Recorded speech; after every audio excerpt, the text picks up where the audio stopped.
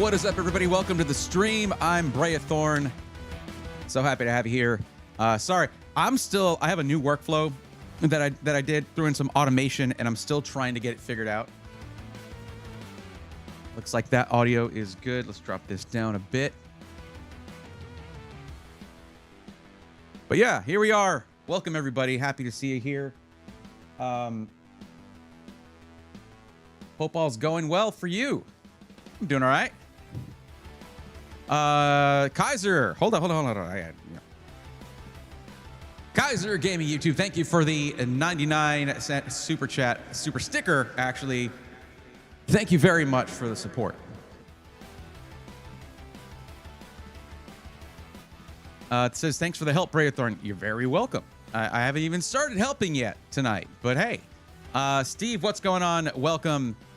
We do meet again. And it is a good start to the episode. Thank you again, Kaiser. Alice, welcome. I'm talking to YouTube chat right now. Twitch chat, y'all can't see them. Yada yada yada. YouTube TOS, Twitch TOS is just fantastic with zero flaws. And Robert, welcome. How are you? V for V. Stoked as a stork who saw me all. Don't know what that means. V for V. No idea. But it's in all caps, so it must be true. Over in Twitch chat, what's going on? Dodger Dog coming in with a roar of victory, probably. What's up, Lycos45? Dark Force 2008, what's up? Bone Shock, welcome. Braxton, how you doing? And Blaze Bits, what's going on, buddy? Hey, let's go. Made it at the start this time. You did, yeah. Welcome. Happy to have you here. I will say, I do, like, we're on different layers, basically, of what we cover, and that's normal. I've realized as I meet more tech content creators and we converse, we immerse ourselves in different facets of this sort of awesome industry. And I've always had, let's think about it this way. I'm basically teaching like beginner piano lessons. And Blaze Bits is over here, like, teaching Bach when it comes to InfoSec, all that good stuff. It's really fun stuff, though.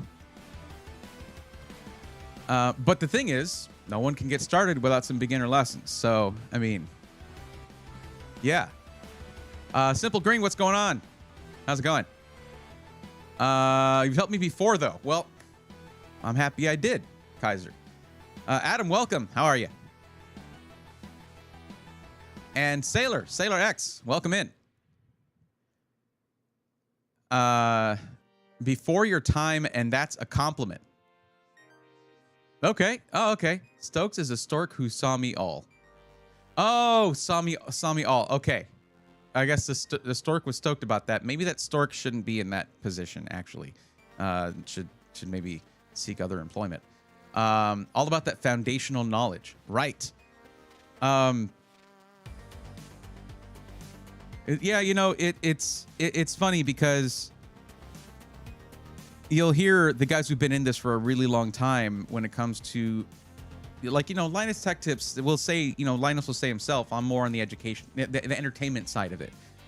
But then someone will come in and say, like, you know, to the WAN show and be like, hey, started watching you, you know, 12 years ago. Now I'm a sysadmin at yada yada. And it's like, that's pretty sick. It's pretty cool.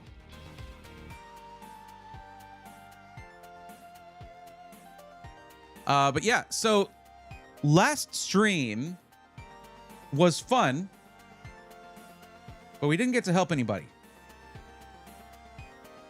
No one, but the guys, you got to understand right now, people are not really, there's a lot of people out there who normally might be interested in getting a PC, but buying luxury goods right now is not at the top of people's list of, you know, not at the top of the to-do list or can-do list for some. So we maintain, we keep the streams going, and maybe what I'll do is I'll extend in the form that month thing to 2 months. Because as you guys know, if you fill out the form, which for those who are new here, If you need help finding either the right pre-built for your budget and needs, or you're trying to do your first DIY build and you need a parts list that is obsessively put together with attention to detail and what works together and how to optimize your budget, stuff like that, I have a form you can fill out that asks you the questions you should be asking yourself anyway, plus a few extra questions to help me out in doing this. I've been doing this for years, so yeah, I've been through it all. But I might change it to where it's 2 months, because right now one of the first questions is, when are you planning on making your purchase? And there are a couple options: within a week, within a month, and if you pick more than a month, it says do not submit the form yet. Like, let's do this when you're ready to make a purchase, because things change. Maybe I'll make that too. I don't know. So anybody in queue tonight? That's what we're talking about, AJ. That's what we're talking about. Observer of Thoughts, thank you for the lurk. I appreciate you. Who's ready for the 50-50? I'm pretty sure that's not something that needs much preparation, honestly. I think we're all good. I think a lot right now there is already some frustration around that card, and I think it's mostly based around the narrative that's trying to be put forward by Nvidia, which Nvidia tries to control the narrative. That's what they do. It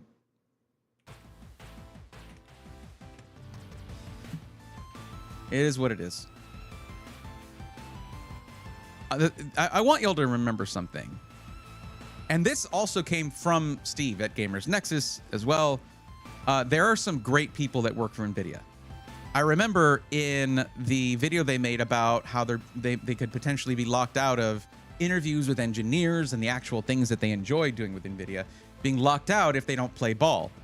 And what they said was, like, in the email they sent back to like the head of marketing, it was like, hey, by the way, the guys we work with, so-and-so and so-and-so, they're great. And this has nothing to do with them. They do a great job. And we would hate to see anything happen to that. You better, like, basically being like, don't punish anybody over y'all's policies being bad. It's just they're doing their jobs. So remember, even the worst companies can have good people working there. So never think just like NVIDIA bad. Well, you can think NVIDIA bad, but don't think like, oh, you work for NVIDIA, you bad. They could be and they might not be. Just like anybody, anywhere, anytime, could be a bad person or a good person. You don't know. Even the worst companies have had people there who try to do the best they can because that's the job they've got. And if you've ever gone job hunting, you know that you do sometimes just need to make the best of a bad situation for a while, instead of going through all that. So just a little thing to remember. I didn't mean to do that. I meant to do this. Bam, bam. Get our form up. Excuse me.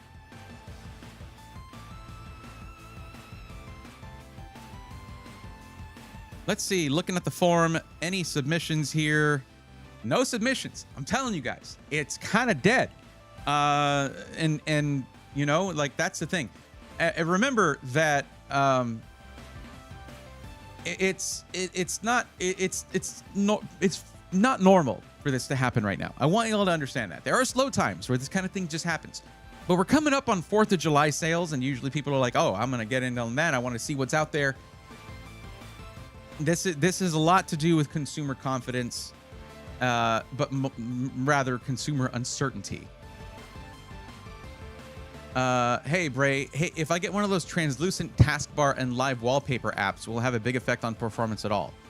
Dodger Dog, that question always comes down to what hardware you actually have. Because then, like, if you have basically an OP PC, an overpowered computer, then the percentage that software is going to take up, and and any customization, it's going to take up this usually the same amount of processing power, but depending on how much capacity for performance your PC has, that changes what the percentage is. And if it's a tiny percentage, then who cares? But if you're running a budget PC, let your OS be as lean as possible. Because usually when you're sitting at your PC, you're not there staring at your desktop wallpaper like it's Hypnotoad, just like you get on your computer and you do other stuff. 4070 Ti Super 7700X CPU. You should be fine with most of those. If you go to Wallpaper Engine, on each wallpaper you have settings, and you can actually change how much resources it takes by changing some of the graphical settings on them. So, yeah. I don't know the command for the form, so I hope I get this right. Form. Hey, there you go. AJ used some logic there, and it worked out great. And then the automatic one came through from Stream Elements. So, what's going on, John Paul? How's it going? Welcome. Sailor X is a hot week. Not as hot as my time in Saudi Arabia, but still hot. I can imagine. Yeah, I remember there was one time where I've never lived in Arizona, but there was one time where I was going on a field trip basically to Southern California from Texas. It was a long bus ride, and we got out at a gas station in Arizona, and I got right back into the bus. I was like, nope, this is not for me. It was like, I'm used to humid heat. This was like negative humidity. I felt the life being sapped out of me. I was like, oh my God. Because we hit the temperatures that it was like 105, 110, something like that. But it was like I felt my flesh just like shriveling up. I was like, ah, no, thank you. I don't remember why I brought Saudi Arabia. Right. It probably feels the same way over there. Glad to hear it, JPB. Awesome.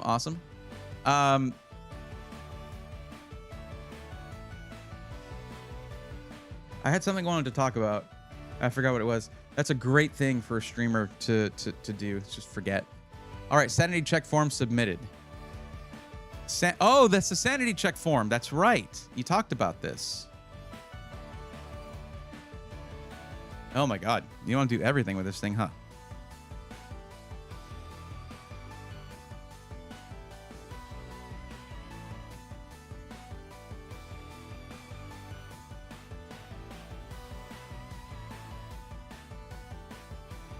Are you going Micro Center?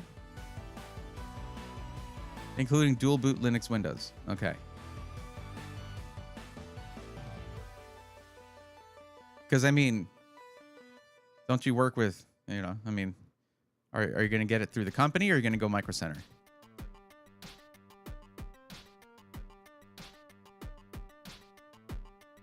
I have to replace my MSI 7900 XTX Gaming Trio Classic. Oh no, what happened to it, John Paul?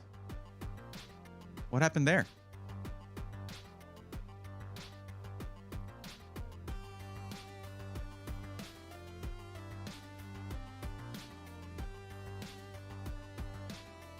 Probably through company, but CPU might be through Micro Center. Okay. AJ, were you here when we were discussing LGA 1854 and that potential debacle?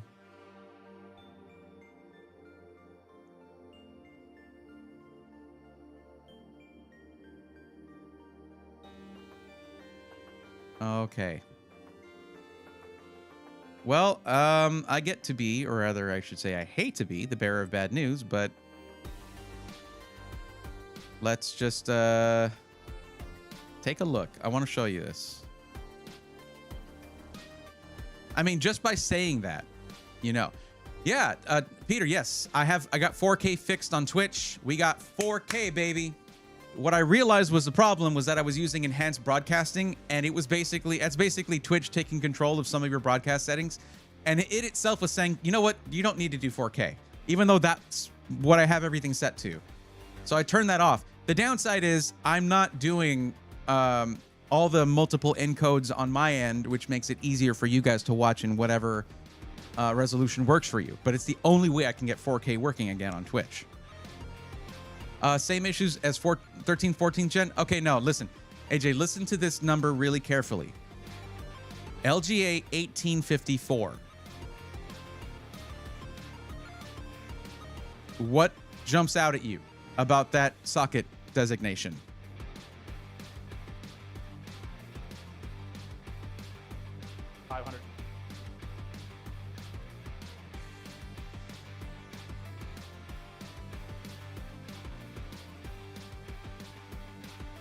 Because I know we were talking about doing Intel for your build. Looks crisp compared to the 720. I know, and it is important to actually have the higher resolution, Peter, because we look at a lot of numbers and websites and things like that.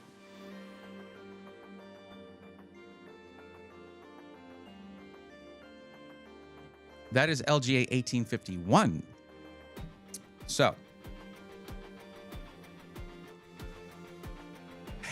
this was on 5 days ago on the Gamers Nexus hardware news.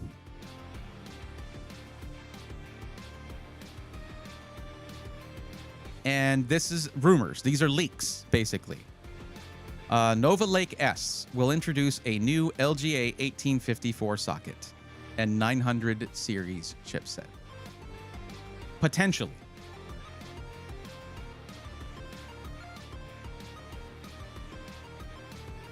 I raged about this probably for a solid 45 minutes last stream. V for V, I'm watching in 4K. Dude, your head looks so smooth. Thank you. It's this guy right here.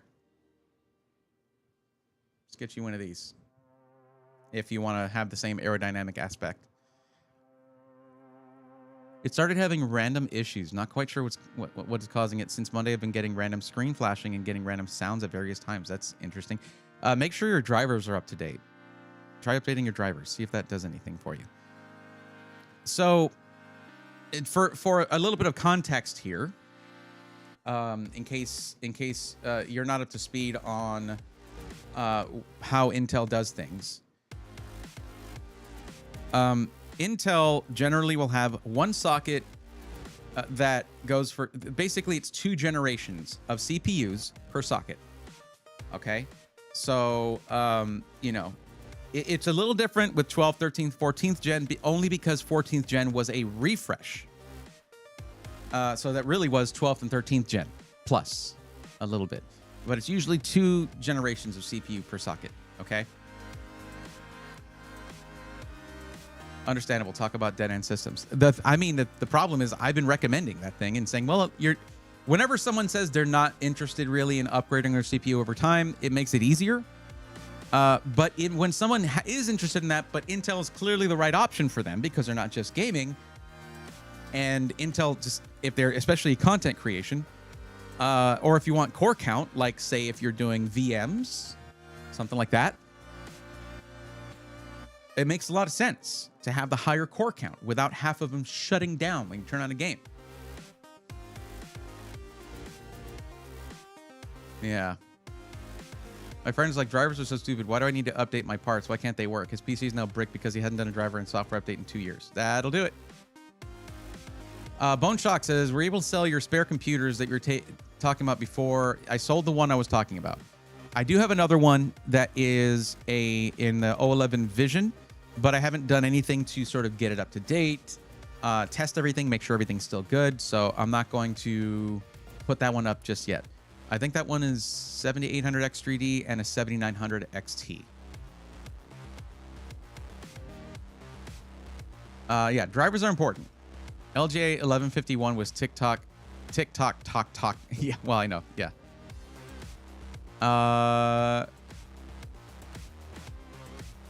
So what they're doing here is LGA 1851 is a socket that works with Arrow Lake. And they are here's what the name means. LGA means land grid array. Okay, that's what that means. Land grid array. That means the pins are on the motherboard. Previously, AMD CPUs before 7000 series Ryzen, they were PGA, where the pins are on the CPU. That's why you'd see all the little pins coming off of it. That's pin grid array. So LGA just means land grid array. That means pins are in the socket. The number is just the number of how many pins are there. And yes, that's 1,851 pins. So what does it mean when they say, so sorry, we got to go to socket LGA 1854? What does that mean? Intel, you had to add more pins for the core count. And AJ, there is a little good news here. I'll show you the core counts. They're supposed to be insane. Like legitimately insane. Okay. What is it? HEDT is what I mean. HEDT level CPU core count. What's up, Ryga? How's it going? I appreciated your fervor. It was a righteous rage, justified. Yeah. But really, 3 pins. 1854 minus 1851 is 3. How much difference can that really make?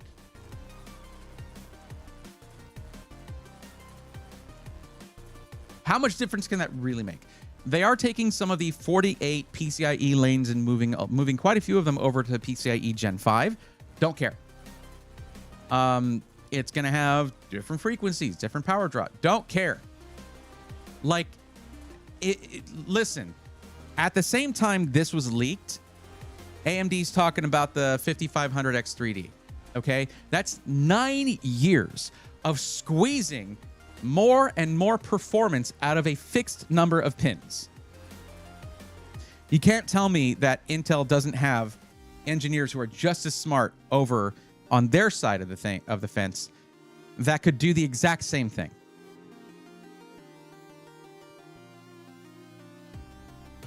Second gen to 9th gen were 5-pin difference. Yeah, I know. Okay, I know it still sucks. But here's the good news.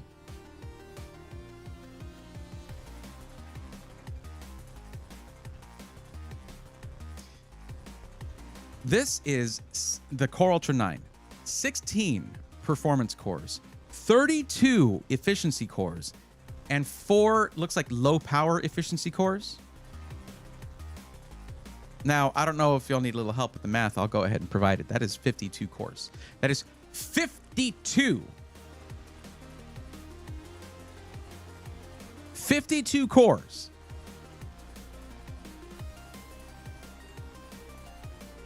And then the Core Ultra 7, or what would have been called the i7. All right. That's 38 plus 4, 42 cores. So a difference of 10, right? With 2 of them being 2 fewer P cores. And then you got 8 fewer E cores, same number of low power efficiency cores. And look, the Core Ultra 5, okay, or your i5, like what it would have been like 12600K, 13600K, whatever, is going to have the same number of cores as the current Core Ultra 9. 8 performance cores plus 16 E cores plus 4 though, so 4 more actually. And run at 25 watts lower. And the improved E-core architecture is going to really make those E-cores really good. Yeah, it sucks, but I mean that's great. But why the socket? Why?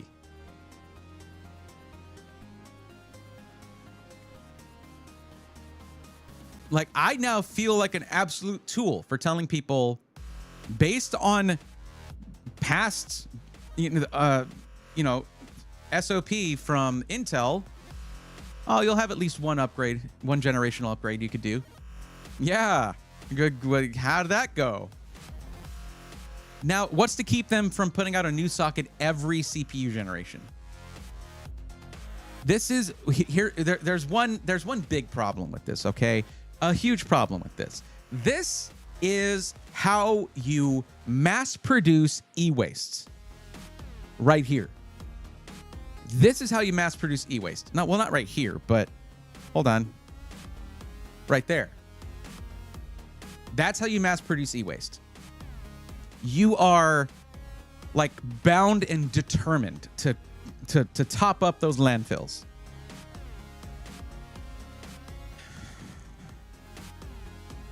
I mean, think about it. Like, how much mileage is someone getting out of a B450? B550? You know, they're still making CPUs 5 years after AMD said they were going to stop supporting AM4. It's bananas. What's up, Zintech? How's it going? Welcome. But yeah, this is why I wanted a sanity check.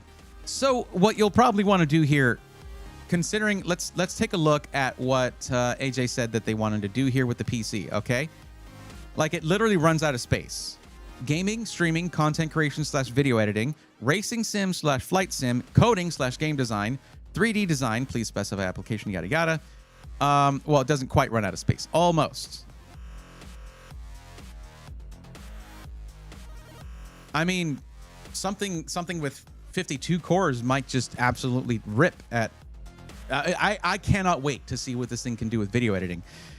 But at the same time, now I am going to wait for whatever is, because I was going to be replacing my primary system here with an Arrow Lake motherboard and CPU. I'm going to wait now. Overclocking consideration, we'll see. I don't know. Intel and Microsoft are in the e-waste business. Don't forget Dell. Dell's in that business too. 100%. They're doing their... I'm doing my part, says Dell.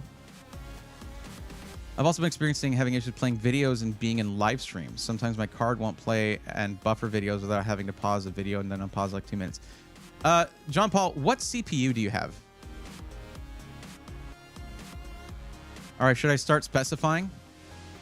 I mean, like I said, I would probably wait another quarter for this. For you. Unless your stuff just ain't working right now.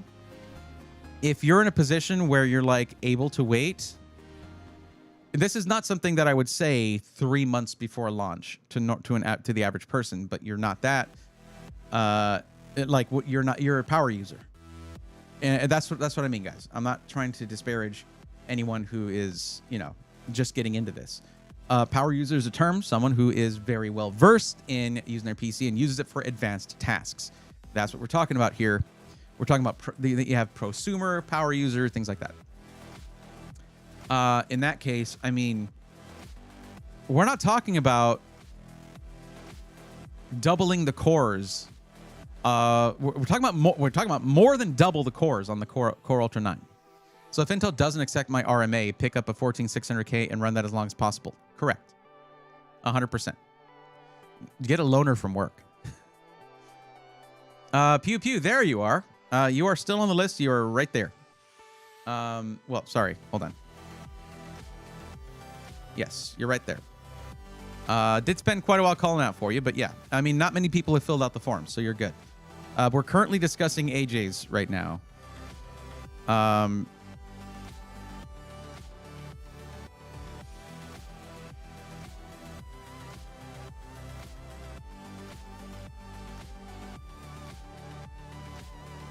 7950X 3D. Okay.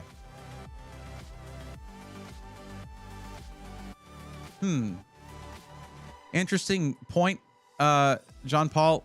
You might want to check how long it's been since you've had a BIOS update. I believe you can see your BIOS version through Hardware Info 64.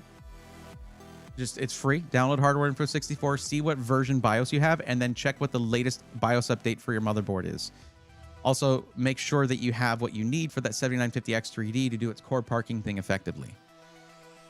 I'll be ready when it's my turn. All right, Pew Pew. Thank you very much. All right, we'll call that good then. Okay. So we'll put a pin on this. I think you'd agree that's probably the best way to go. I mean, you can get the 24 core, or you can get the 52 core. And it's probably still going to be, I'm hoping it's still going to be cheaper than like the 9950X 3D, which is consistently like that class of AMD 3D cache CPU is consistently, well, there's been 2 iterations of it, consistently the highest priced retail, consumer desktop CPU. So I'm hoping that stays the case and that Intel's like, hey, here's a ton of value. Like, they need a win. Intel needs a W, okay? The socket thing, if that's true, is an absolute L, 100%, self-imposed, not necessary, if that's the case. But they do need a W. So if they come in and they say, hey, this is 52 cores for $550, how is AMD going to compete with that in productivity? There's no way. There is no way some 16-core, 32-thread CPU is going to keep up with that. No way in hell. Except with, like, file compression or something that they always excel at, I should say. Is Nova Lake going to have improved RAM capacity? Seen anything on that? Well, that was discussed here. It'll support DDR5 memory up to 8,000 megatransfers per second, a 50% increase over Arrow Lake S, and may reach speeds beyond 10,000 megatransfers. This is just from the leak. It doesn't talk about capacity. That's probably going to still be where it's at, but we'll see. I want to see DDR5, the meta for DDR5 shift away from only being able to use 2 sticks.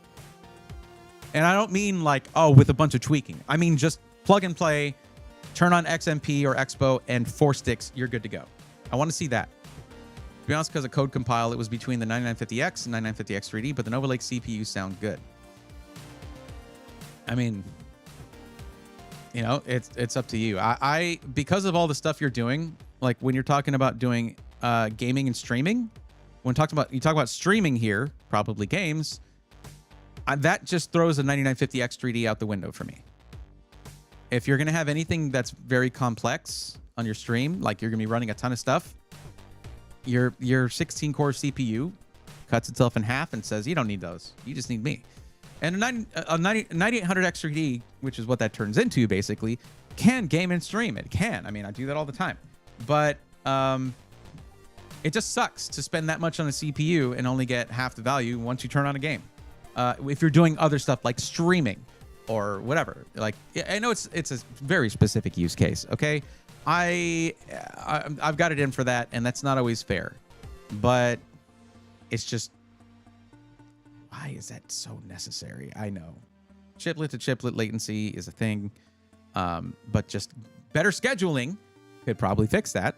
Just work with Microsoft directly. Whatever. I don't care.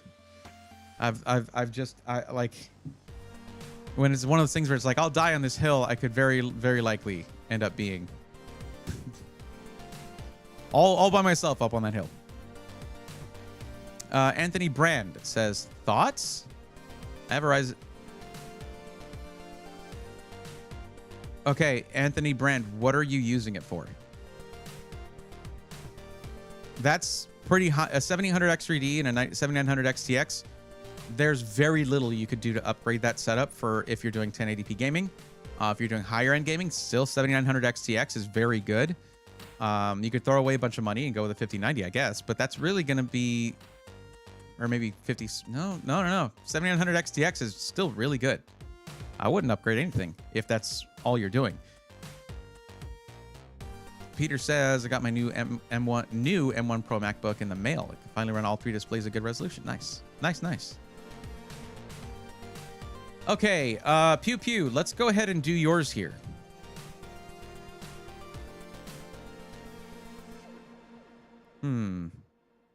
Santa Clara Micro Center, 1,000 to 1,500. Okay, right off the bat, I need to know what your actual maximum budget is, okay? The actual set number of money dollars that is the maximum you can spend.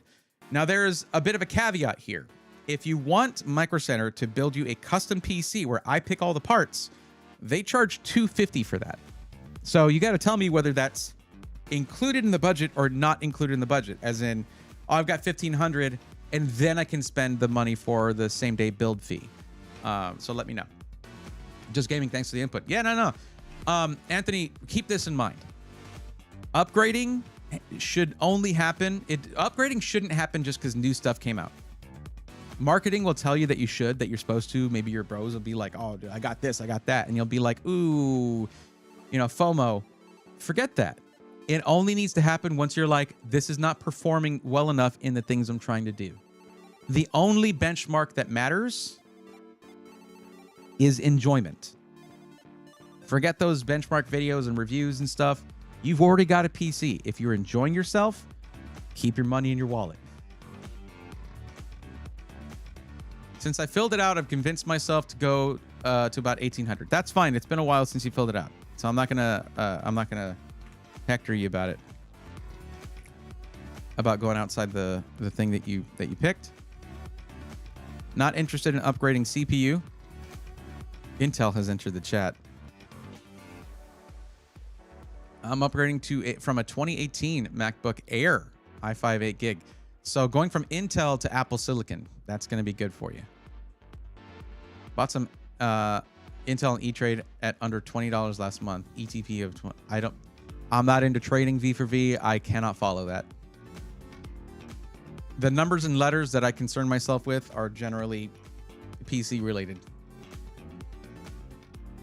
Now, really quick again, Pew Pew, does this 1,800 include that 250? Do we subtract the 250 same day build fee from this 1,800? So you're not paying that on top of the PC parts. And this is why I come to your channel all the time. Straight shooter. Thank you again, Anthony. Thank you. Appreciate you. I have felt that feeling of like, ooh, man, I got a little money. Maybe I should do this, but nah.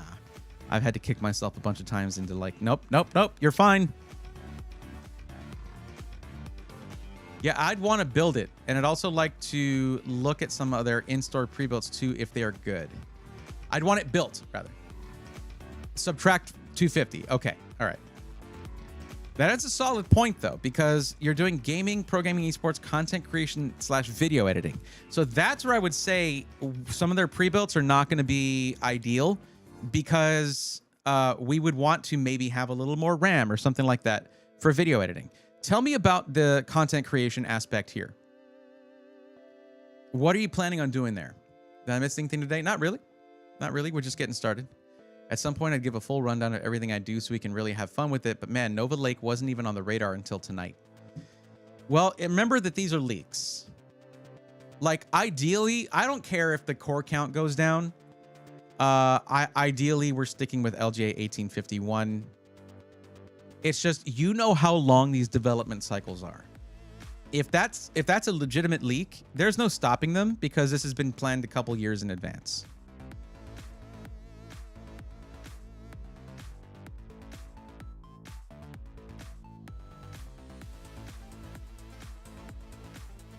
But what's up, Alucard? How's it going? She loves Bubby. What's going on? Hey, Bray, do we still need to fill out the spreadsheet if we just want to know better upgrades? Yes. Actually, if you look at the sheet, there's an option there for upgrades. So when you're going through it, you can pick upgrades. It'll tell you that you need to have your whole parts list available, so that I guess maybe if I recommended it to you a year ago, I can look at the old form and see if your link is still there and go by that. Hobby editing. My current build will crash during some basic Adobe stuff, but no production level stuff. Pew pew. Are we thinking that's a yet? John Paul Bacon, here's something to consider. Very strongly consider. There are quite a few games where the 7900 XTX outpaces the 9070 XT handily. It is a more powerful card with a lot more VRAM, all that good stuff. I wouldn't recommend the 9070 XT to anyone with the 7900 XTX unless they specifically need features from that card. And even then, it's like, it's just a little bit of an upgrade from what the 7900 XTX already has. So that is a flagship card from AMD, whereas in the 9000 series Radeon cards, they didn't make a high-end card. The 9070 XT is kind of closer to, say, a 7900 GRE or something, in terms of where it was supposed to sit in the product stack, or like a 7800 XT based on like the MSRP of what was it, $550, $600. So about 7900 GRE. So yeah. Whereas the base MSRP of the 7900 XTX at launch was $1,000. So you're looking at a much higher end card. So if you've been, I hope you haven't been making that recommendation to others. I mean, this is a pretty specific circumstance. But yeah, I wouldn't recommend a 9070 XT to someone who has a 7900 XTX. That is a more powerful card. Great, sounds good. Awesome. Hey, Barry, remind me of something. You have any opinions on exotic PCs? I was looking around for vinyl printing for PCs. Saw they were near the top of the list. I'm also messaging Power GP from before. Just wanted your opinion on them. Exotic PCs is hard for me to promote usually, because of they're kind of locked into a market that I am not, which is like the TikTok crowd. That's like their main buyer, who just wants all aesthetics with very little power. They don't care about the power of the PC, the components. They just want that look. And they've told me that. So I need to check in with them. It's been a long time since I've talked to them, like 6 months. So I need to see how things are going. Or longer, maybe? I don't think I'd be doing production level. I'd want to get parts that work better for gaming, but are capable of basic editing. Okay. And looking at the resolution, you want to do 1080p.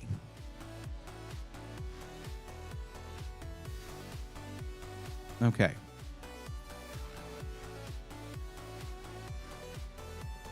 Well, the AMD Ryzen 5 76. Hi, Shadow Reaper. Hello, greetings. Will it bottleneck a 5060 Ti 16 gig? In what? Doing what? At what resolution? What are we talking about here?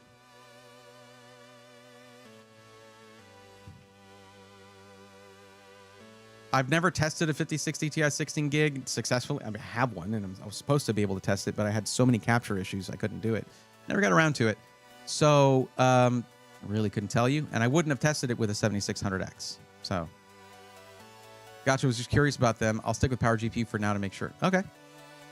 Tell me a lot about the modern PC environment and parts. If you ever want a financial stock 101, I'll be happy to give you a freebie chat tutorial. I'm not really in a position to leverage that right now. And also, I mean, like, eventually I will be. I hope that's the goal, right? But I'll keep that in mind. My bad, Pete. Playing GTA low stuff.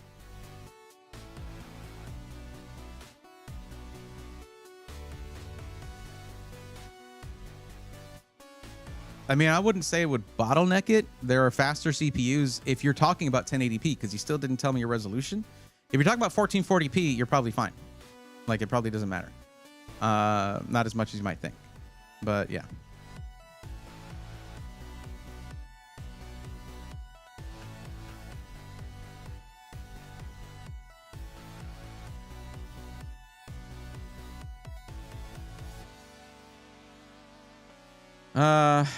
I know that. I was just asking if ray tracing FSR was going to be important. I won't get a 9K or higher series card until there's a 24 gig card. Yeah.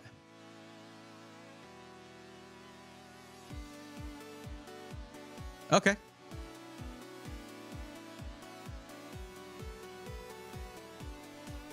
Wants to play esports titles, and I'm not the type to crank settings in any game. I need high FPS, low input latency to enjoy any game. Okay.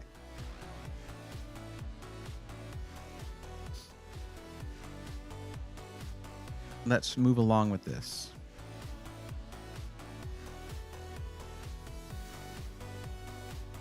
What location? Santa Clara. Okay.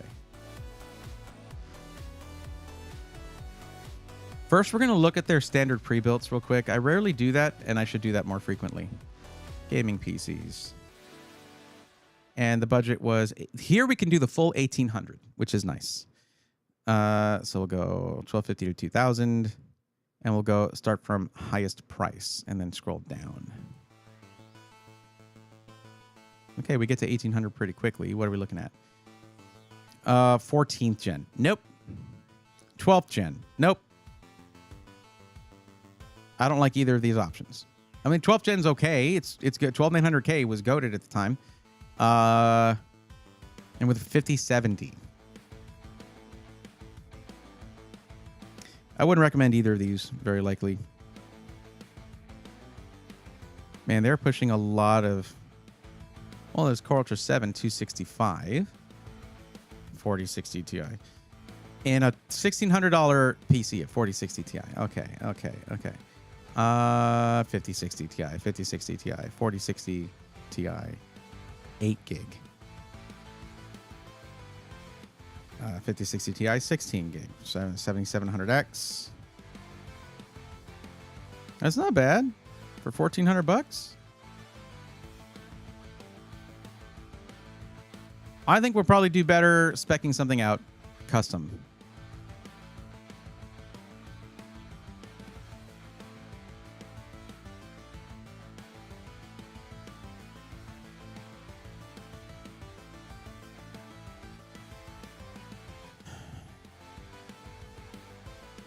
Game program each source content creation video editing. Okay. So let's go for a bundle. Now, what we're looking at here, chat, is what I've been talking about this whole time. That X3D stuff is for when you are trying to get high refresh rate, esports titles, 1080p. So this is good for that. CPU brand support, AMD. Start from lowest price and move up.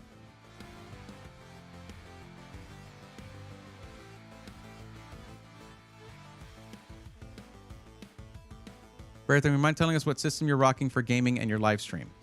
I have a whole stream where I build it. This is the 9800X3D system from Black Friday. the King 95 system. I have heavily modified it. I put a 5070 Ti in there instead of the 4070 Super that it came with. I've also put dual capture cards in there. I haven't bumped up the RAM yet, but I do want to bump it up to 64 gigs because there's times where I'll have, as y'all will see, like dozens of tabs open in Chrome and all this other stuff going on. I'm now running both OBS and Meld, two streaming platforms there, two streaming softwares there. And yeah, I could actually start running a little lean on RAM there. But 9800X3D, B650E. Interesting. Okay. X670E for $50 more. Same RAM though, but you can upgrade to Corsair RGB 64 gigs. And by doing that, you're having to get Corsair everything unless you don't want the RGB on your Corsair RAM to be controllable, because you'd have to have here's what I mean. If you're going to have one thing Corsair RGB, get everything Corsair RGB and run it all under IQ. There you go. But yeah.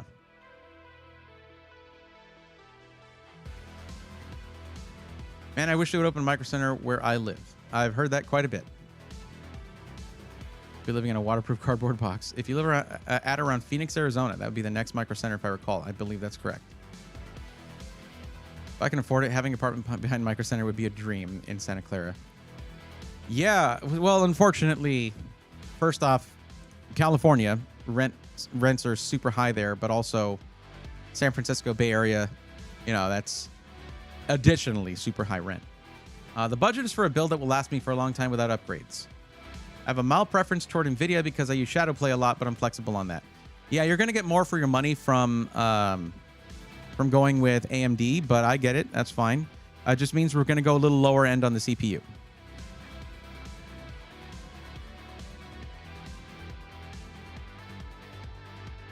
Like we're going to go $200 cheaper, but you're still going to have a 7800X3D. The downside here is I would like to do a 9800X3D because it's a big upgrade from the 7800X3D in terms of stuff other than gaming, but also gaming too. Well, I mean, 150, not 200. I mean, I could go with this one.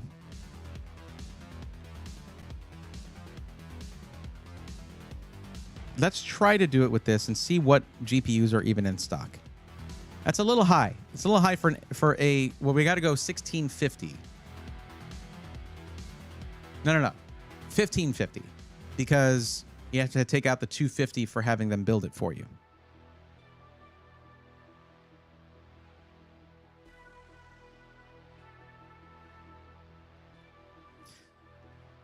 But because you're gaming at 1080p, you don't need an insanely powerful graphics card, which it looks like they're not doing too great about having a bunch of those.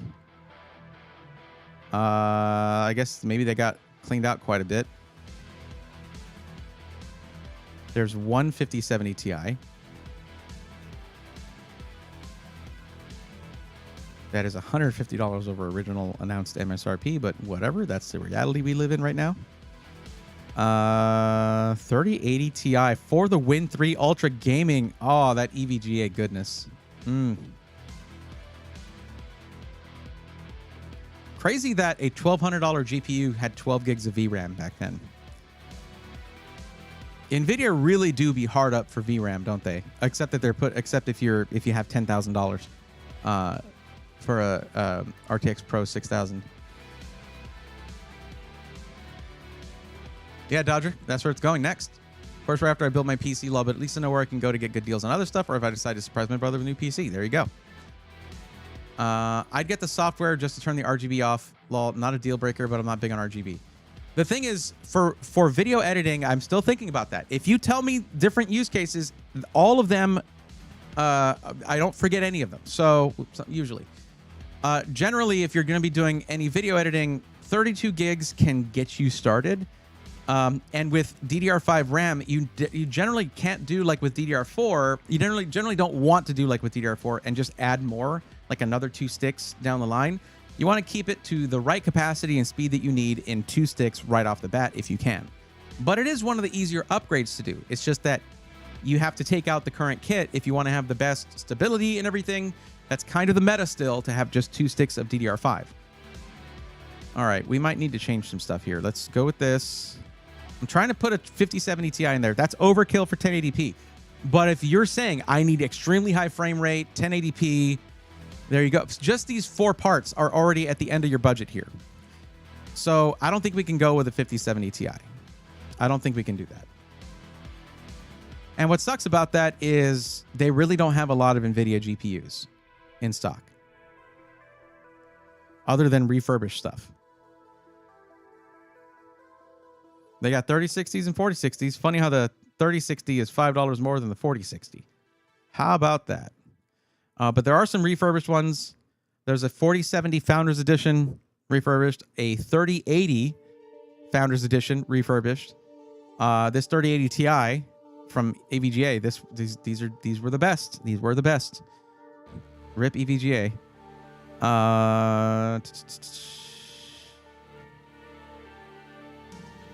Yeah.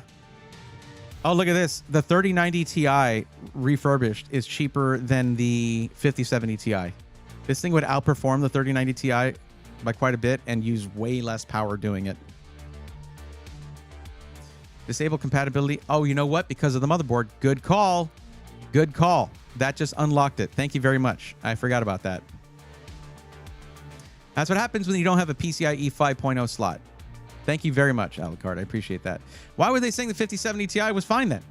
That's PCIe Gen 5. What the hell?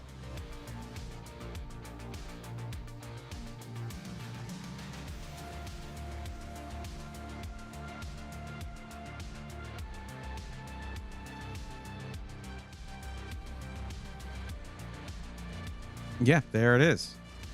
Okay. I'm probably going to bring it down to the 7800X3D as well. I mean, it's 8 cores, 16 threads. It can edit videos. It's just not going to be great at it. You want something that's going to be great for video editing, which you didn't say that. You said you just want to do some basic video editing. You go Intel usually.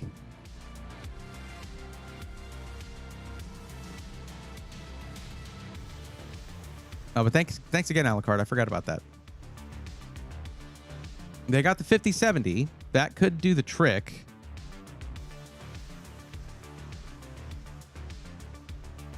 What color did you say you wanted? You want to go with black. Okay.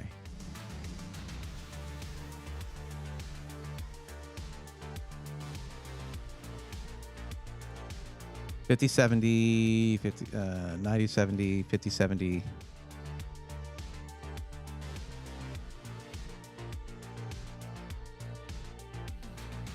Just remember, we have to get all the other parts. We have to get storage. We have to get CPU cooler. We have to get power supply. We have to get a case.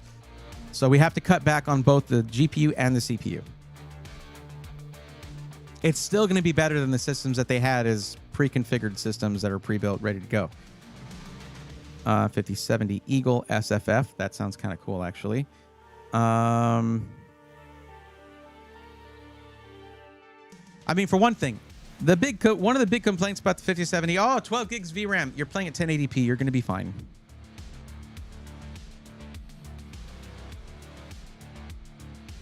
It will not affect you. And there's the Prime 5070. Oh, there's a cheaper one, interestingly enough, with a... no, that's the one. That's the Prime. That is one of the cheaper cards you can get. Zotac Solid, good card.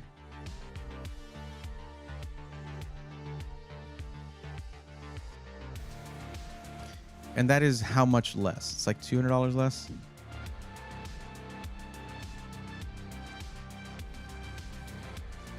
Refurbished GPUs have shorter lifespans.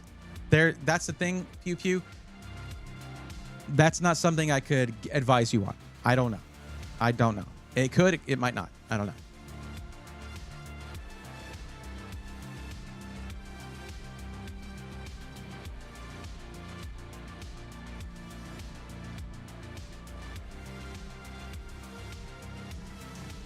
Honestly, looks are not an issue. If you find a deal to put a stark white GPU in a black case, black parts, it would work for me. No, it looks like the cheapest ones are going to be in the darker colorway, which is normal. So we'll go with this one. Zotac makes a solid card. Haha, solid. We'll go with that. There's 5 in stock. That'll work.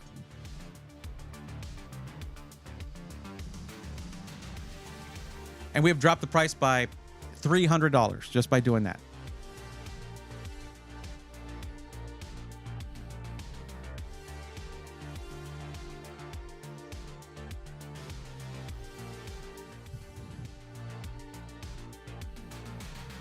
Now, for anyone who's like, why are you spending so much on a CPU when you could put it all in the GPU? Remember that content creation video editing was mentioned, and the 9800X3D has solid gains over the 7800X3D in that arena. It just does. But we can still probably have to drop that down to a 7800X3D, regardless. I'd like to put 2 terabytes in there because you're not building this, and you might not ever want to get into it to add more storage. We'll try it. We'll see what we can do. Okay. Pew Pew. So here's what I need from you. I need you to tell me what you like in aesthetics for a case. You said the looks aren't super important to you, but I still have to ask. Do you prefer like the fish tank look, or do you want just whatever the cheapest case you can get is that has good airflow? Or do you want like a nice mesh front paneled one? What are you thinking there? Rank Outsider, what's up? Can I send you a PC part picker link and you rate it? Yes, you can do that. But you still have to fill out the form. Outsider, if you look at the description, it's the first link there. Now I have special instructions for you if you have a link for me, okay? Those instructions are that at the very end, there's a place where it asks you, is there a specific system integrator or company that you're interested in? And you're supposed to put a company name there. Instead, put the link to your PC part picker list there. AO Ripped Band-Aid says 7700X bundle. This is one of those cases where they'll actually leverage the X3D, the 3D V-Cache here. Band-Aid, because they are going for highest FPS possible for esports titles for competitive gaming. Found your OG motherboard, Peter. That's awesome. What motherboard was it? Cheap with airflow, function over form all the way. Got it. Cool, cool. So let's see here. And we're going black, so that helps to narrow it down. And we'll go lowest price. This Gamdia C1 is interesting at $50. It's an inland case. Let's take a look at this thing. I want to see if the fans are ARGB or not, so you can easily turn it off.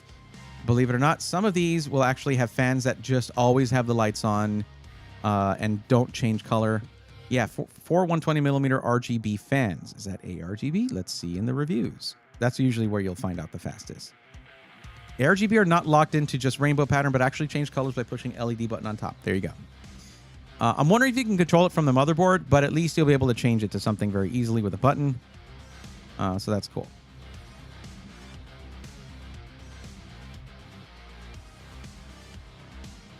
What do they say? It has 4 fans. Who is it? It was... Who's there? 4 fans, magnetic mesh panels for easy cleaning. Buttons and USB connections are on top. Kind of wish they were on the face near the bottom, but it's not a deal breaker. So that's someone who has their PC on their desk and has to reach up to power it on. Let's see. The lights and the fans are powered by a SATA cable from the power supply. That part took digging in the YouTube comments. The lights are always on when the system's powered on, but can be toggled off by the top button. Sweet. Let's take a quick look at it. It is a very short case in length. Meaning you don't want to put a super big GPU in here. You really don't have a lot of length here. Also, we're going to be limited on what kind of cooler you can put in the top there. Probably 240 is going to be the biggest. Cooling specifications, radiator mounting. Okay, let's see. 240mm front internal, 120mm. Wait, what do you mean? You can't put one on the top? What are you talking about? What do you mean?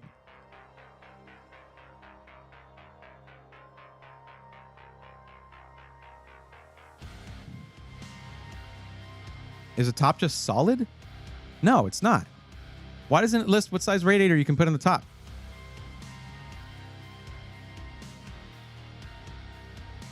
And it's just not going to show us. It is a crazy case. It is like look at how it's like motherboard is there. That's it. It's just motherboard there. That's all you get. Where the hell is the power supply supposed to go? Here? Oh, it's just there. It's just open. There's no power supply shroud. Okay. I mean, cable management in this thing must be a nightmare. But you get what you pay for. It's $50. Does that matter to you at all? Pew pew? No, this one they say you can turn it off by cycling through cycling through with the LED button on the case. MacBook, realize that acronyms are the same. OG MacBook. Oh, okay. I came up with 2 parts lists and they aren't that bad. It's whatever I can get, either Intel or AMD. Not a fan of the case here for this. Yeah, I know. I mean, I don't like how there's no cable management options. There's no space in this thing, and they don't list anything for the... Like, that's a deal breaker for me. You got to list what radiator you can put in the top.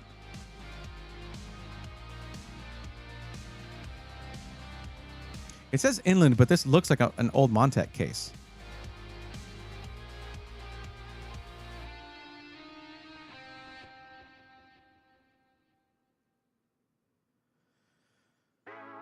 It does not, in fact, fit a 240mm AIO at the top. Build quality is poor.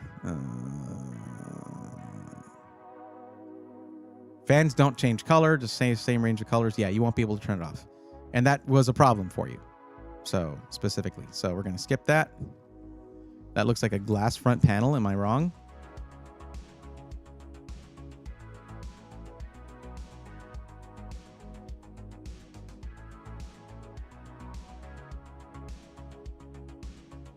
That is a glass front panel. GAMDS Y. There is room. There is room between the fans and the glass. It's just a reflection of the fans you're seeing here. Like, that might have adequate airflow. It has a power supply basement there, power supply shroud. I just don't like the glass. There's going to be better options. Let's keep looking. I mean, the Montec XR comes in and it's just like, hey, here's a lot of value for not a ton of price. $70. There's one in stock.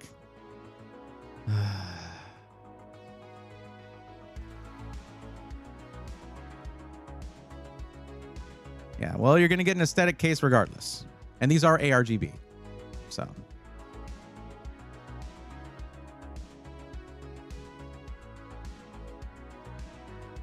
Wouldn't do any major changes that would require managing cables. I just feel bad for the technician that would put it together. Yeah. The XR is nice, but it is only a reset button. You'd have to turn off the RGB from the software. That's fine. Pew Pew said that they would install the RGB software just to turn it off. So there you go.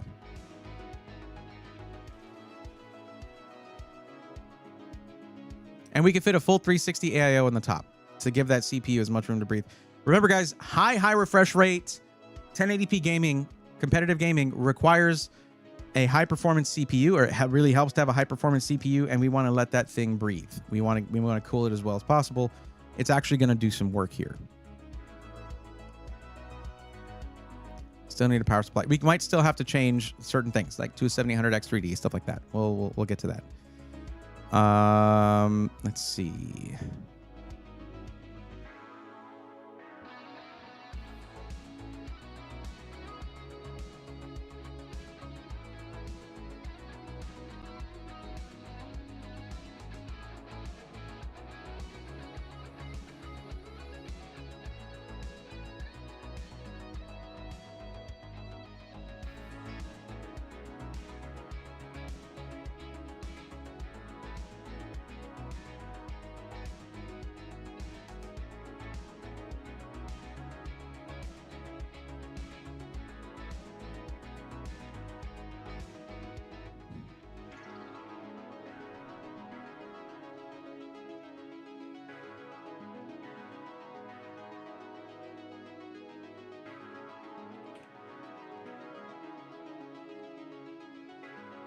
Tough Power GFA 3s.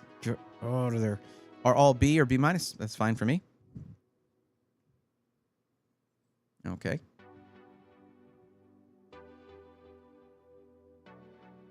Fully modular, yada yada. There we go. 850 watts. My 2015 Apple TV's remote can control it because the IR sensor on it. Nice. And the Cooler Master Half 700 Evo case looks insane. It is. Half series cases from Cooler Master always look amazing. Yeah, they've changed. It's always an iterative thing with those, but there's some that are just like big changes, which is nice. I guess my statement was really a nothing statement. Okay, so we could go with. Okay, let me ask you this. No. You're gonna be doing some video editing. Really want to leave 2 terabytes in there. It's this combo. So let's go back with this. CP brand support is AMD. Already got that. Post price.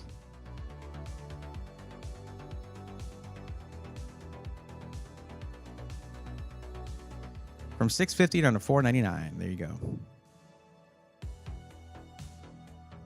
7800X3D instead. I'll take it.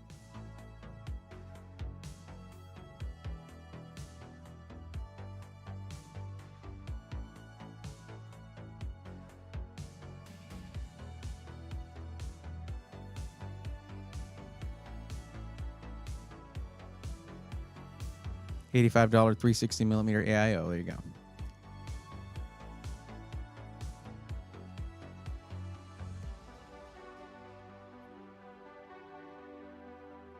And we have $50 remaining.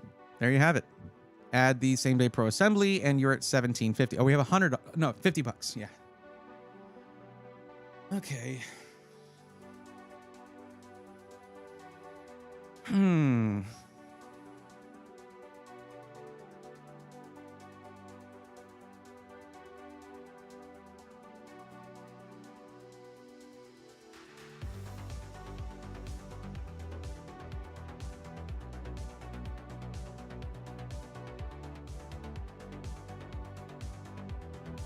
I might do this one. It's only $30 more, and it gives you a better motherboard.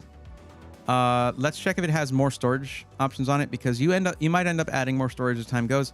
Might find a love for video editing, yada yada, if it actually works for you, which it will now. I really wish we could go with the 9800X3D for that extra prowess in video editing, but we just can't. It's just not in the budget.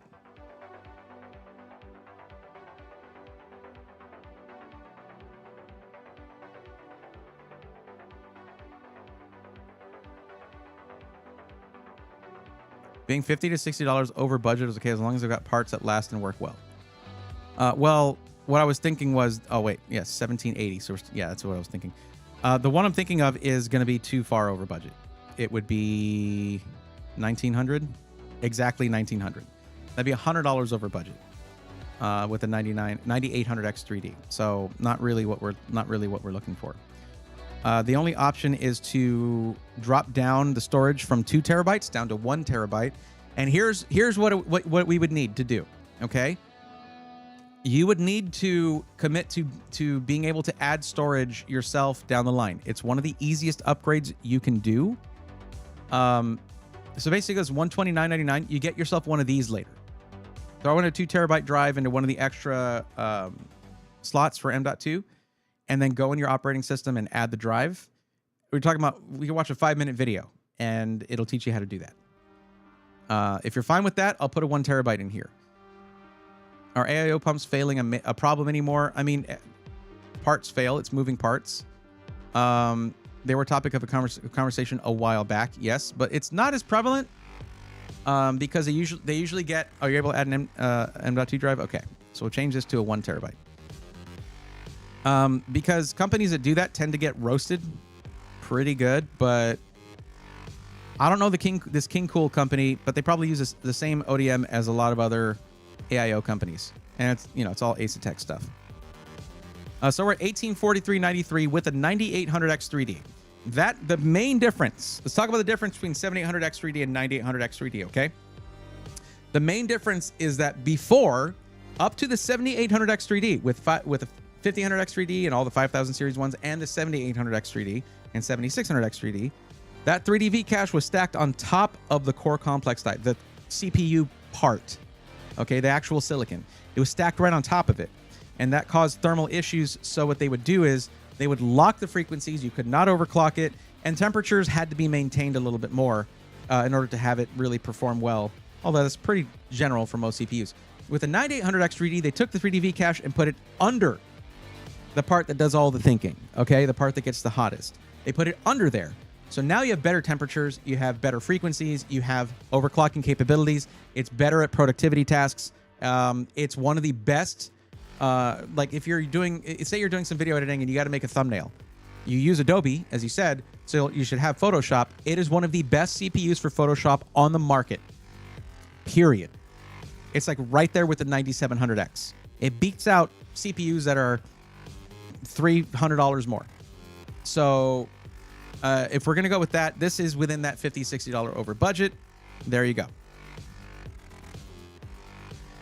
Now, what you're going to want them to do is this.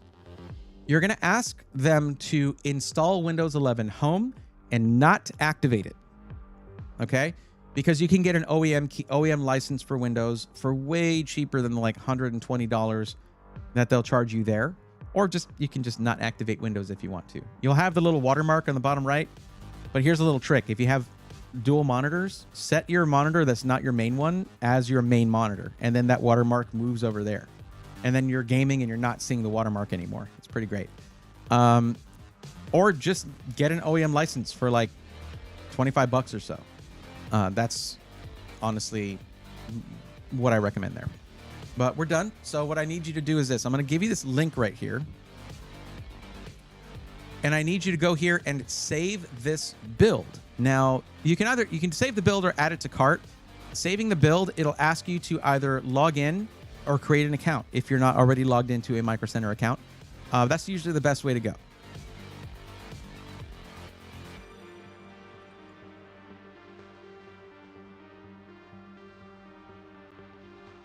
Guys, we're actually getting some submissions here. Now, one's an upgrade. One is just looking at a parts list, so we'll see.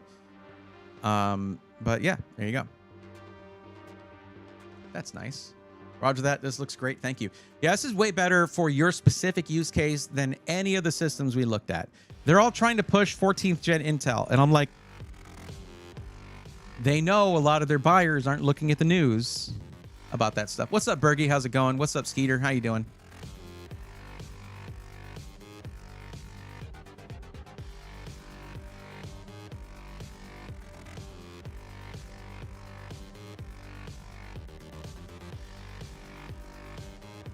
So, Bubby, what we're going to do here, let me see if I can find your previous form. Well, first off, it's not in here. No, that's just the one we're doing right now. So we'll go here. We'll go to the previous form.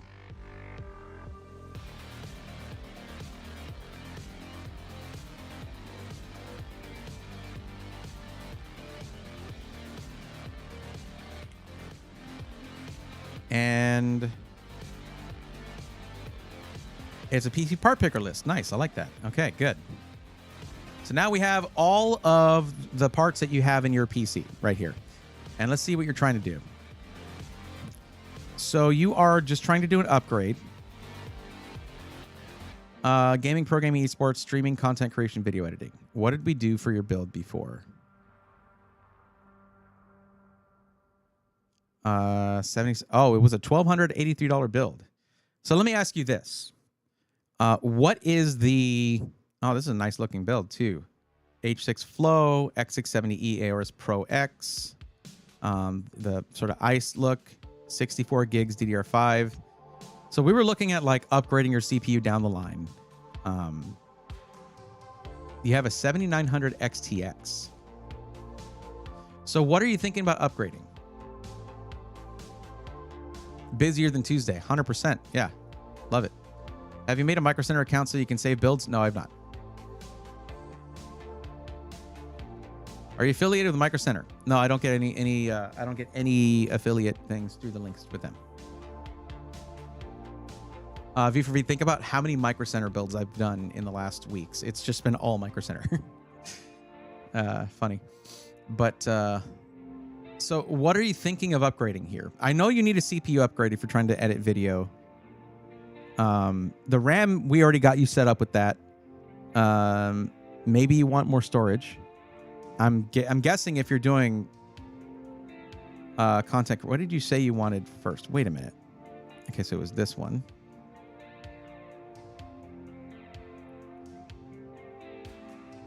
Gaming, streaming, content creation, video editing, graphic design. Okay. Now, we did good on the graphic design side of things because, again, the 7700X, 9700X, 8-core 16-thread CPUs from AMD do incredibly well in Photoshop. But maybe the CPU case or AIO. Yeah, more storage. I mainly play high FPS games and stream and edit videos. Okay. So let me ask you this real quick. This budget of $3,000 to $3,500. Hold on a second. This budget, is that really the budget that you have for just the upgrade?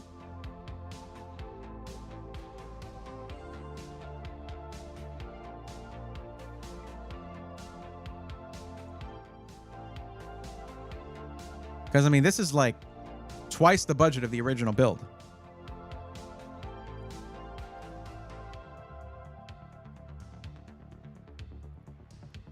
Oh, that's why the price is so low. Never mind. There's just no prices available for some of these. The deep cool power supply, the 7900 XTX, or the motherboard. So, okay. All right. So, what is the actual maximum amount of money dollars that you have for the upgrade between 3,000 and 3,500? Just so I know. It'd be a gold mine if you get him a partner for your channel. The CEO looks like he smells like a big cabbage, mind you. Okay. I don't think they... Here's the thing, V for V. Think about all the times you've seen Paul or Kyle or especially Jay or any of those guys go to Micro Center. They never say, use my code at checkout. I don't think Micro Center does that. They're not really as much of an online retailer. They're more of an in-store type of store. None of the guys ever come out with coupon codes. Isn't Deep Cool sanctioned? Well, they weren't sanctioned back when we did this, which was February of 2024, Peter. 3,500 is the max. Okay.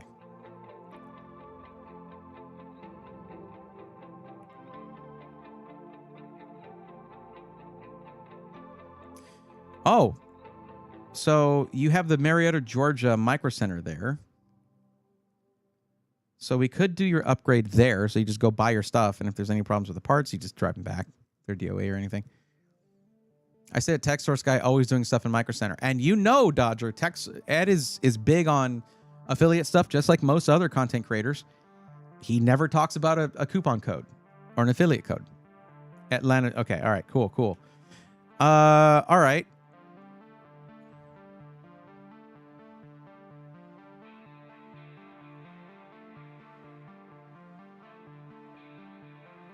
So you could upgrade kind of everything here if you wanted to. Okay. I need to check really quick. Pew Pew, have you saved your build? Hey, can you recommend a GPU mount for the King 95 Pro with a 5090 FE? I've tried a few that really didn't work right. Not at the moment, Apocalyptic. I'm currently helping somebody out.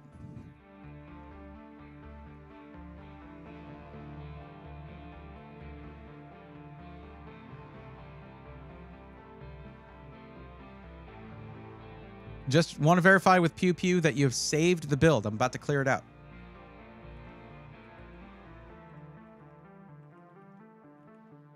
I know you're still in chat, so. True, they're kind of like the Costco of PC DIY. However, Costco does sell most of their Kirkland on Amazon. And you'll find Inland products from Micro Center on Amazon as well. Why not just build a whole new system at that price? Well, because you don't have to. Dark Force, thank you for the lurk. I appreciate it.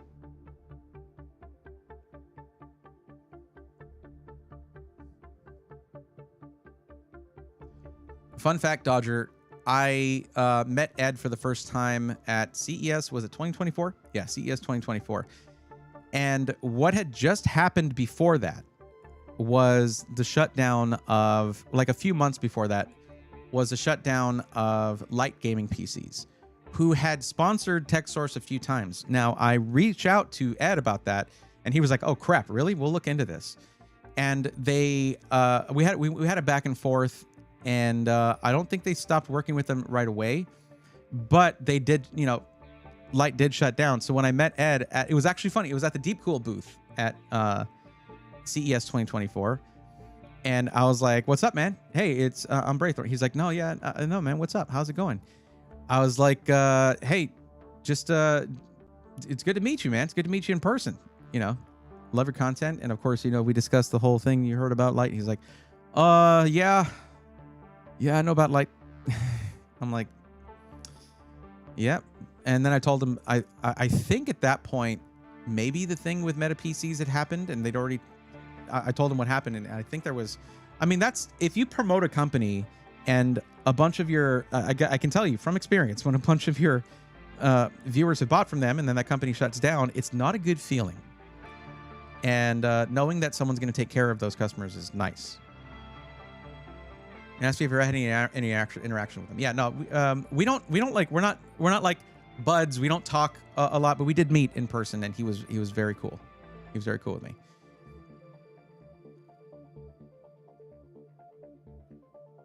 Just waiting for verification from Pew Pew that you have saved the build.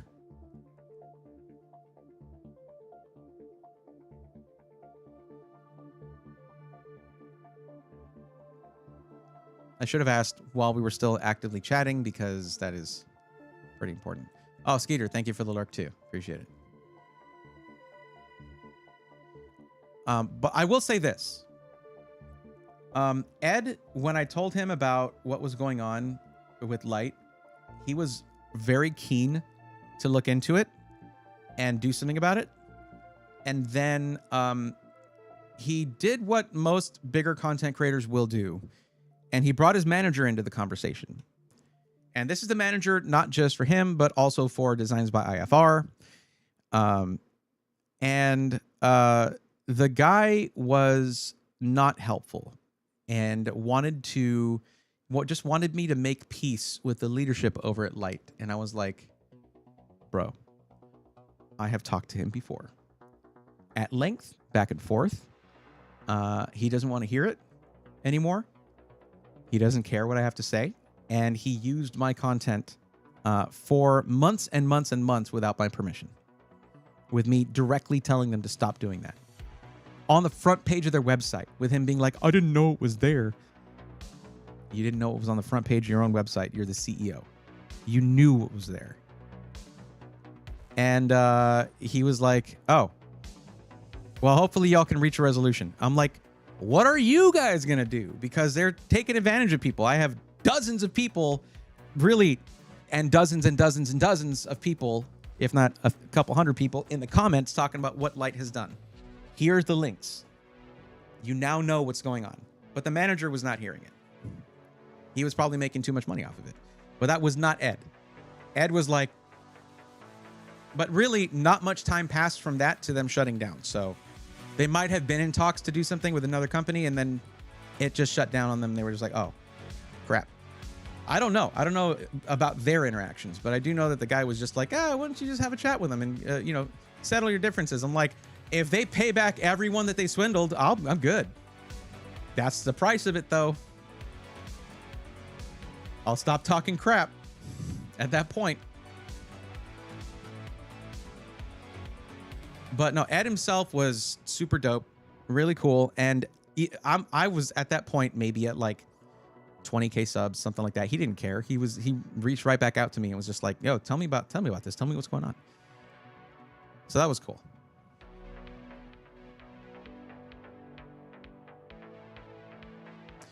Pew Pew. I am now deleting your build here. I hope you saved it. I gave you probably about 15 minutes with that.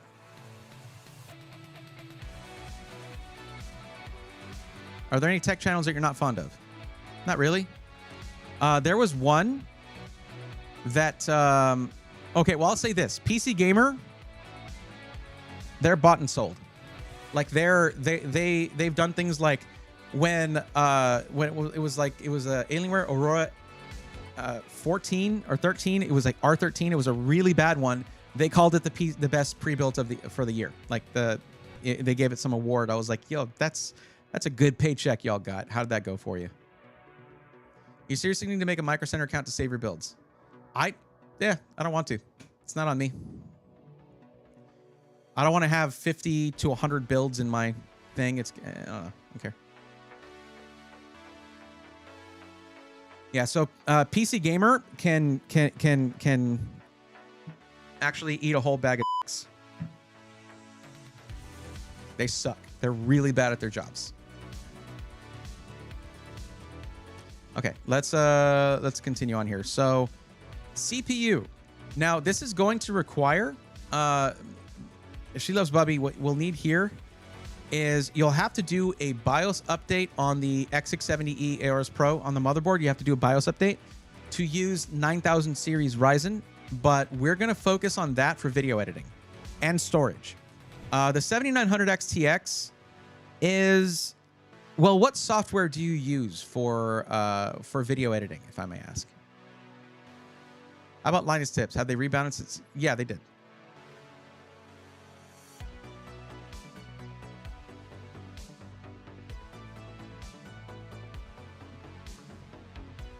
In my opinion, I mean, how do you really quantify something like that? You know? Okay, CPU. I mean, at this point, 9950X3D. We have $3,500 to work with here. Of course, we're going to go top dollar for the CPU because video editing, it does pretty well. I use OBS to stream and CapCut to edit. Okay. I've never worked with CapCut. I mean, you can afford the 9950X3D here. I don't know. And you said maybe a case? Was there anything wrong with the case? I mean, this is a nice case.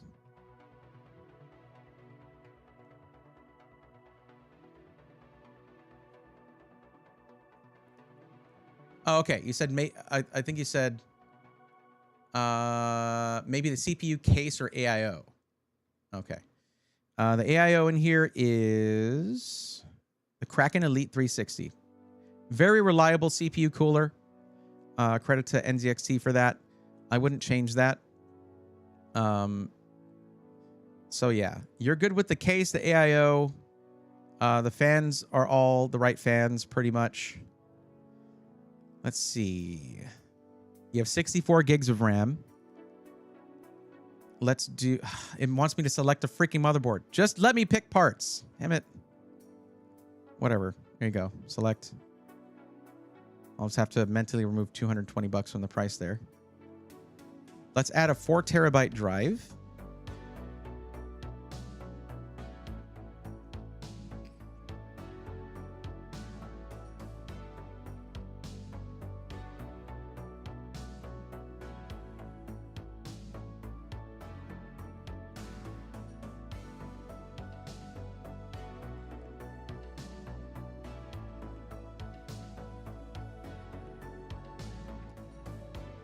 So I don't know if you need an upgrade for your video card. A 7900 XTX is very powerful for gaming.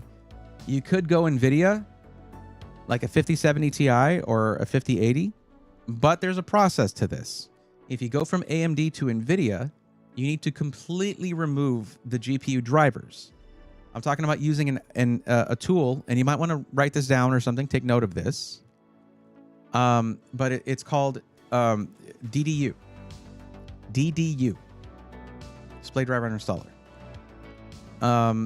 That completely removes your display drivers. You want to do that before you install the new graphics card. Just take out the old one after that. Install the new one, and you're good to go. And install the graphics drivers for that one. Yeah, maybe download the NVIDIA drivers before you install DDU.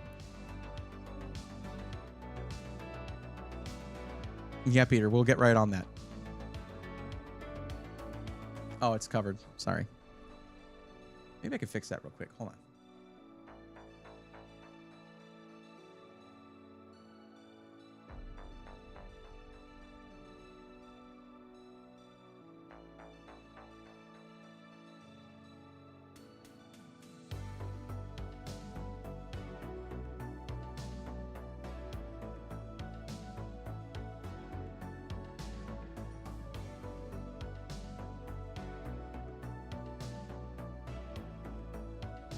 Also have a problem with connecting the motherboard to any Bluetooth speakers.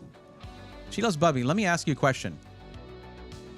Your internet connection, is it through an Ethernet cable or did you connect the Wi-Fi antenna?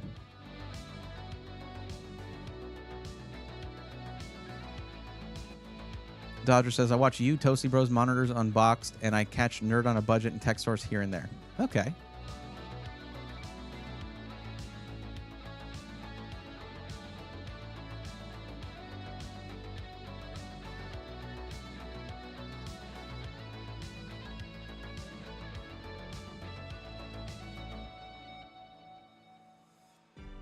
Is Clipchamp any good? I've never heard of that V4V, so I would not know.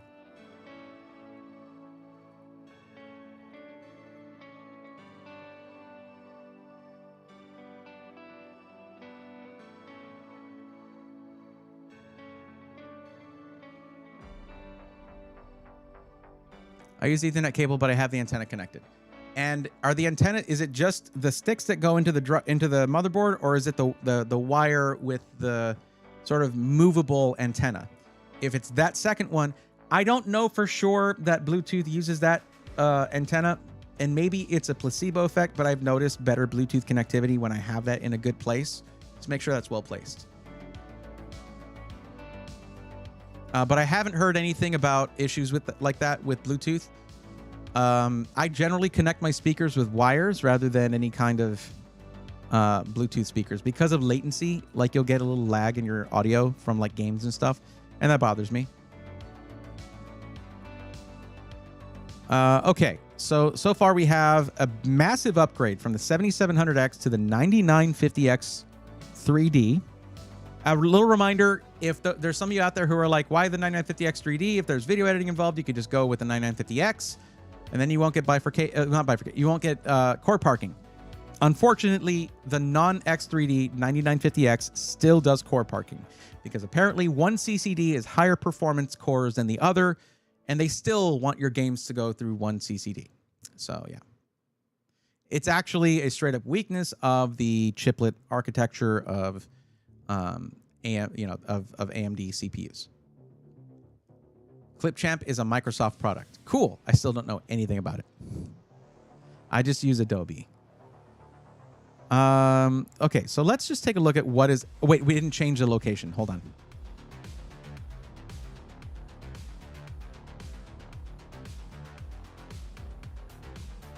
Now we can look at GPUs. 25 in stock, buy in store only. Okay, sure. 7 in stock of the storage. Good.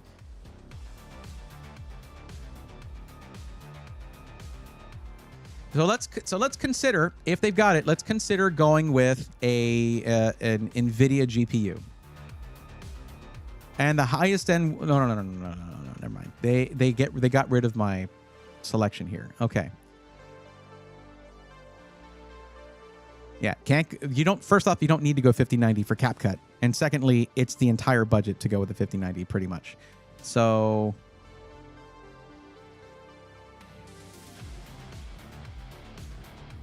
still with a $2,500 4090, are y'all smoking crack? What is wrong with y'all? So here's a cool thing. Gigabyte has the Aorus Master Ice aesthetic for their 50 series cards, and it is a perfect match for your motherboard aesthetic because that's also Gigabyte Ice style motherboard. So there's the 5080 and the smaller one, the smaller form factor one. You can go with with the bigger one if you want to. If you want to go 5080, the budget allows for it. I mean, you're talking about $3,500 just for an upgrade. Now the 7900 XTX versus 5080. You're not necessarily going to get a huge upgrade in performance, in rasterized performance, but in ray tracing, it's going to be pretty solid. Let's see here. Assets. Here we go.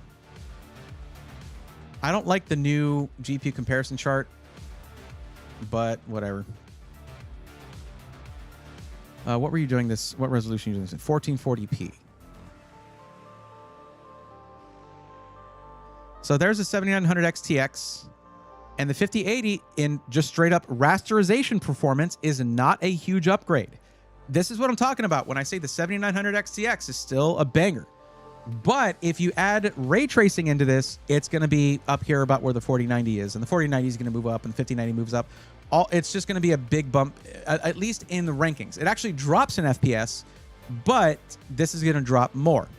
7000 series Radeon cards had the second generation of AMD's hardware accelerated ray tracing. There is an improvement in ray tracing with 9000 series, but you don't have that. You have the 7900 XTX. I just don't see you necessarily needing this. I don't think you need to really upgrade your GPU. Unless you do the upgrade with the CPU and you find that you still are not getting the performance you want out of, well, CapCut, then consider upgrading to the 5080. The 7900 XTX, if you stream to YouTube, this has AV1 encoding. I don't think it's really necessary. Now, would you say, She Loves Bubby, would you say that you play a lot of games with ray tracing and that's an important thing to you?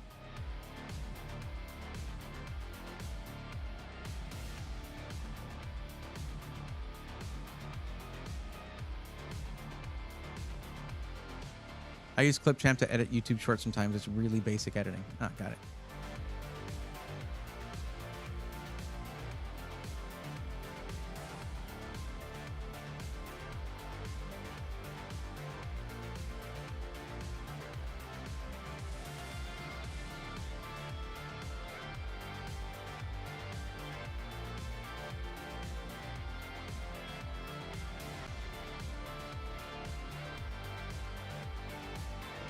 No, you don't. Okay. Don't waste the money on the GPU then until you find that there's some kind of game or something that you want to play that it does not do the job. That's it. That's all I'll say about that. So basically, you don't need a new GPU. We have your CPU here. It is already $630, so that's quite a big upgrade. The motherboard, ignore that. That's just in there because it made me do that to put an M.2 drive. You could just get a couple of these and have 8 terabytes, or you can get an 8 terabyte drive. But the price goes up considerably. It's not just double the price for double the storage. Is it? Let me see if that's changed. $279.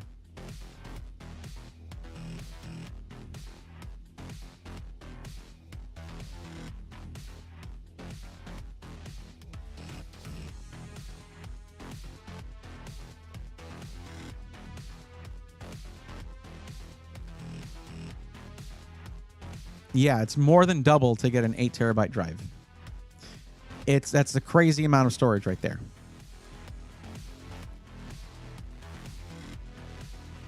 And it's interesting that there are other drives from, like, say, Western Digital that are... Wait a minute, hold up. Really? No, that's 4 terabytes. Yeah, it's just super expensive.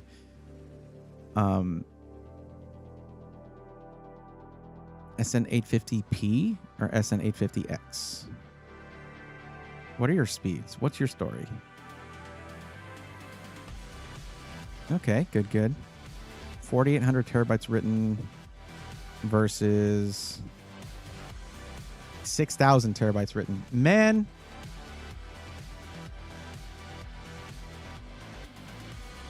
$4,800, same thing.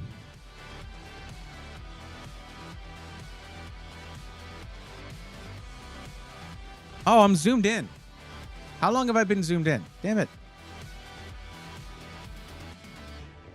Case we had for the build was out of stock. The Montech XR wood is the same price as Fitz radiator we had. Is there any reason it wouldn't work? Does it come with fans? If it does, good. If it doesn't, you'll need to get some fans. Pew pew. I was calling up for you earlier. I was trying to verify that you'd saved your build because we deleted it. But if you saved it, then you're good.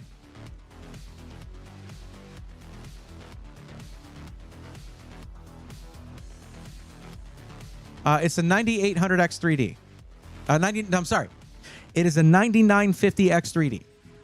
9950X3D. It is basically the highest end CPU for AM5 right now. I didn't know I was zoomed in. Sorry about that. I was looking at storage to see if we should just go with an 8 terabyte. But looking at your motherboard, you have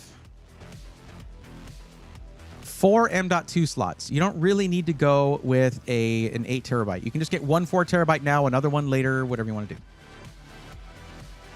I ended up going with the 7800X 3D. Is it worth the upgrade? No.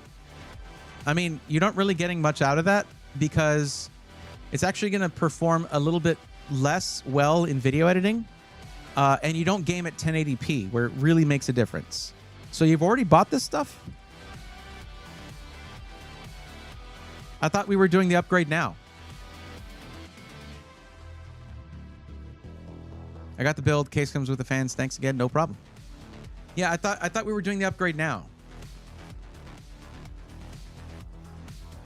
No, talking about a PC now. Okay, yeah. So yes, from the 7800X 3D to the 9950X 3D for video editing, it is going to be worth the upgrade. Yes.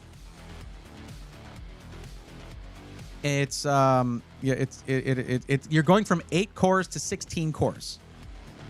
Double the amount of cores. And it is a downside that if you're streaming and gaming at the same time, it shuts down half of those cores, but it shouldn't really affect anything because it becomes an equivalent of 9800X 3D, which is what I'm gaming and streaming on here with this system whenever I do gaming streams. Zeph, thank you for the posture check. I did need it. Thank you. I mean, I did need it. But yeah, you have 4 M.2 slots here. We can put a 4 terabyte drive in there, and you can add more later if you want to. But yeah, here, I'll show you. Let's see. So this is a chart showing the 98950X 3D in...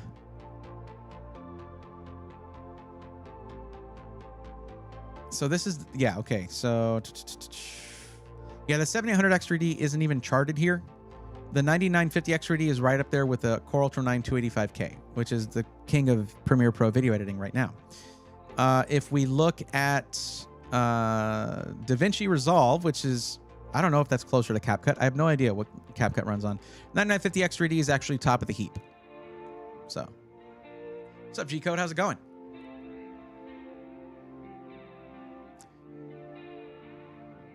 If you point your mini fridge towards your computer's front, regardless of where it is in the room, it will cool down some.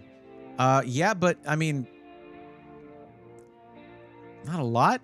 Like the efficiency of that heat exchange is not very good.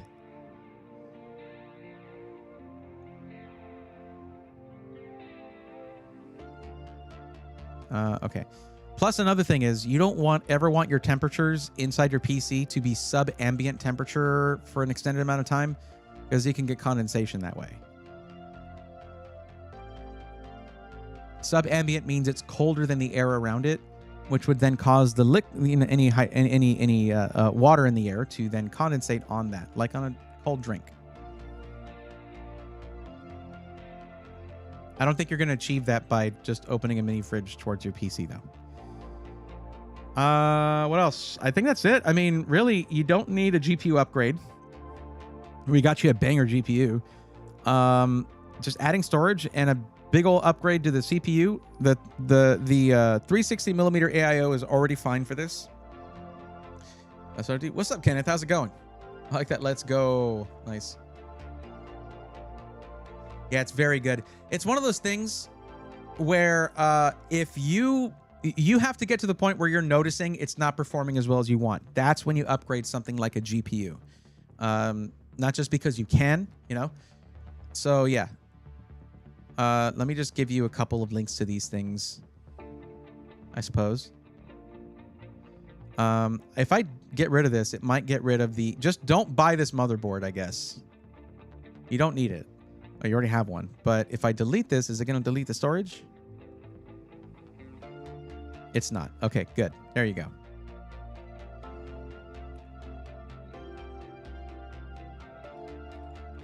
There you go.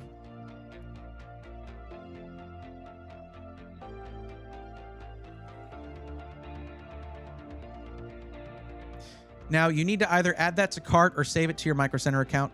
Okay? You can do that right here. Save this build. And it's just 2 parts, I know. You just add those. The thing is, you can't really add this to cart because it's a buy in-store only. So you'll want to save the build to your Micro Center account so you know which one it is. You could always just send yourself links, I guess, but yeah. All right. Let's see if we got our link to the... Yes, we did. Okay.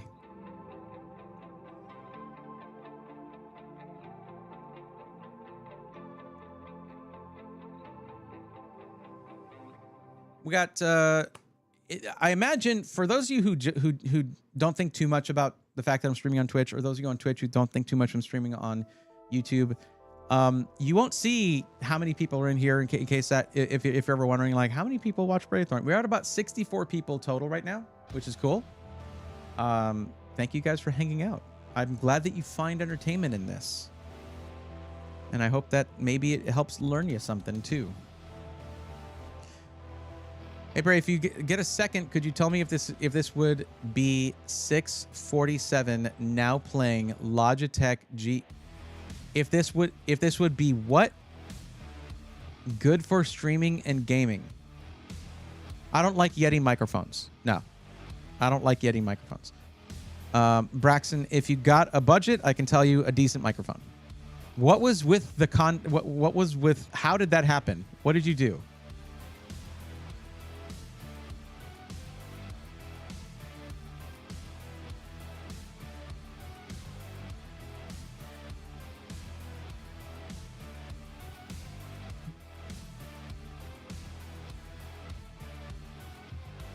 I pasted. It's okay.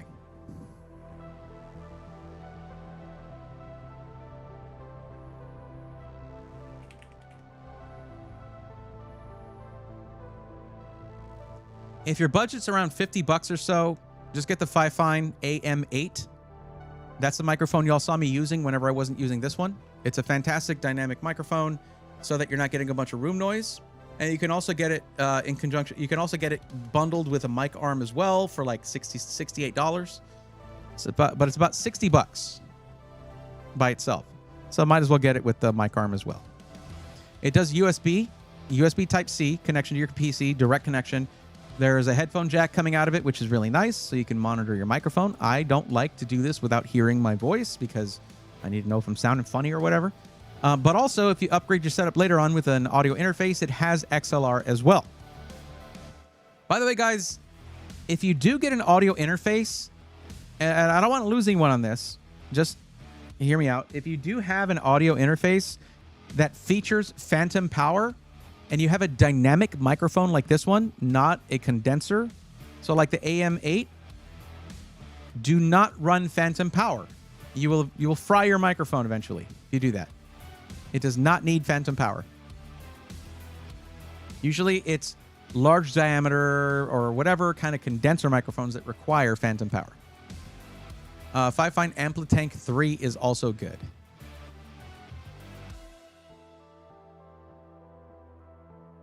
What is that one? This doesn't have the name of it. I use it with the mic arm and the Fifine SC3 mixers. So you got like the KS5 bundle. Okay. I had an opportunity to look at their mixer. I never really did it because I'm already in on this Rodecaster setup, and I don't know. What's up, Angry Beaver? How's it going? Welcome.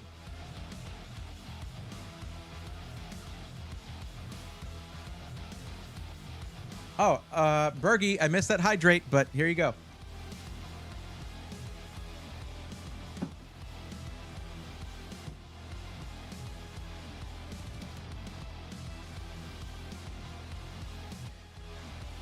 How are you? I'm good. My arms are healing up, which is nice.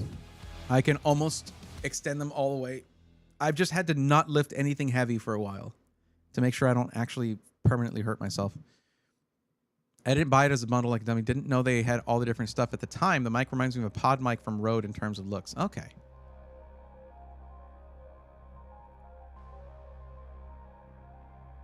Is it the one with that looks like a pod mic but has RGB?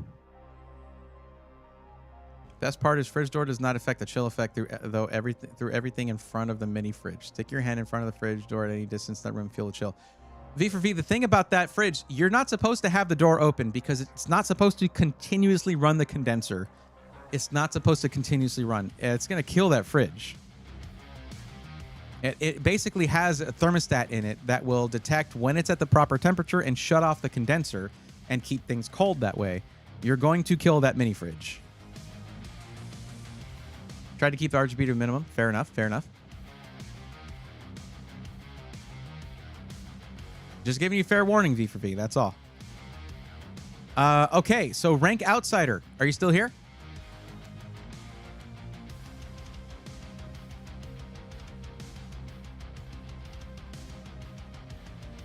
Let's just check. Looks like you're still in chat over on YouTube. So, okay, cool.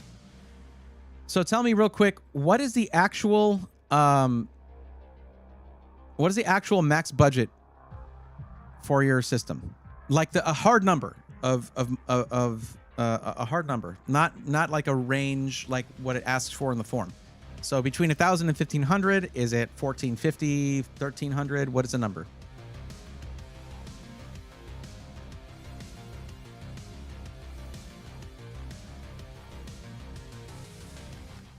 Did you get to experiment with the OBSBot cameras at all? I might. I did meet them at NAB, so we'll see. 1,379.94. So 1,380. All right. Is that the exact amount that your parts list is for? I hope I don't have to make any changes.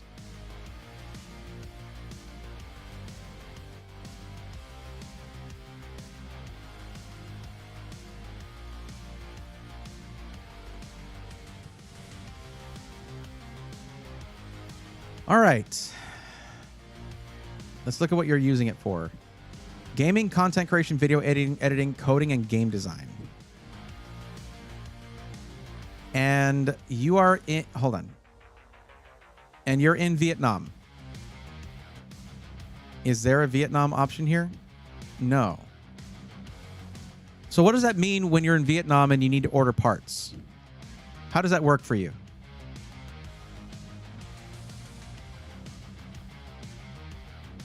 Well, if the part picker list is more than your budget, that's not good.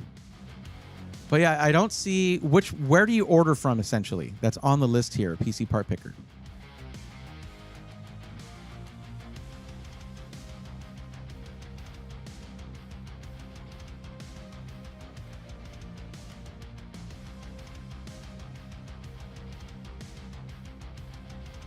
Question at Micro Center, do I have to pay for Windows or do they offer it with the $249.99 build fee? Zintech, that would be way too reasonable of Micro Center, so of course they don't. Yeah, I guess you haven't been here for any of my multitudinous Micro Center builds. I always tell people, ask Micro Center to install Windows 11 Home, but not activate it. So you get unactivated Windows 11 Home, and then you can get an OEM key or license. There you go. It's going to come to a store and pick the parts. I'm going to go to a store and pick the parts and have them assemble it for me. Okay. First off, main thing I'm going to tell you here is if you're going to go Intel for any video editing, you never get the F SKU.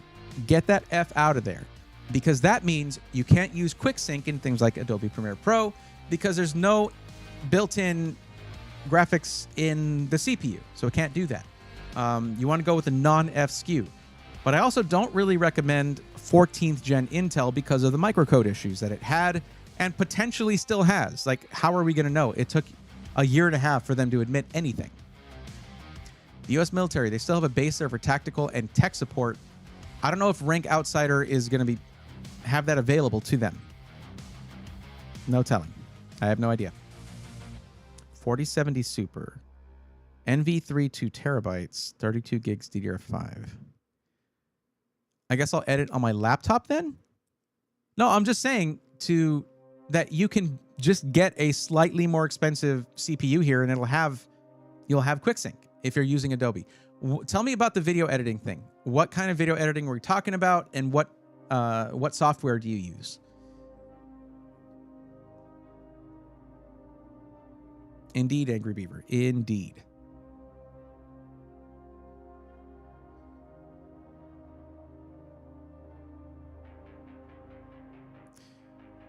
Just CapCut. Man, I really need to learn CapCut, I guess. Just CapCut. All right. I would still say, I mean, you might at some point upgrade to Premiere Pro or something if you get really into it. I'm just not going to recommend an F SKU. I don't feel comfortable recommending 14th gen Intel, but it's going to crank up the price quite a bit if you get anything else. Wait, what? Why is it only showing this as compatible products?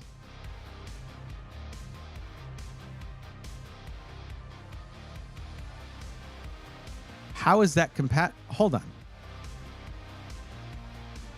B760 is 14th gen Intel. So compatible products would have to be like a B850. What is this thing doing? Why is it doing that?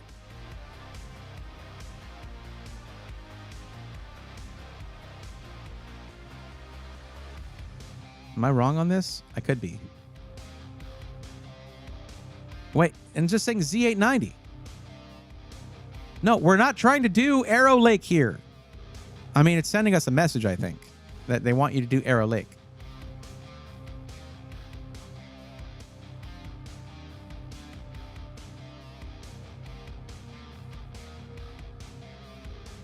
Also, you're looking at an MATX motherboard in a full ATX case that will really display how much shorter the motherboard is than the case. I don't personally recommend that if you can avoid it. But why is this thing trying to put us on LGA 1851? Oh, it's my fault. I'm looking at another parts list. I was anyway. So if I go to edit this parts list, now it's working. Okay. I wasn't editing your parts list. I was editing another parts list, believe it or not.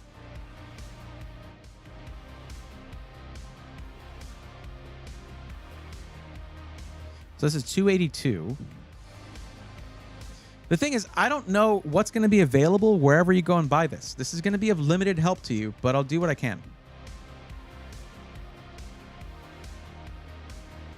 What else was this going to be used for? Gaming, coding, game design. Okay.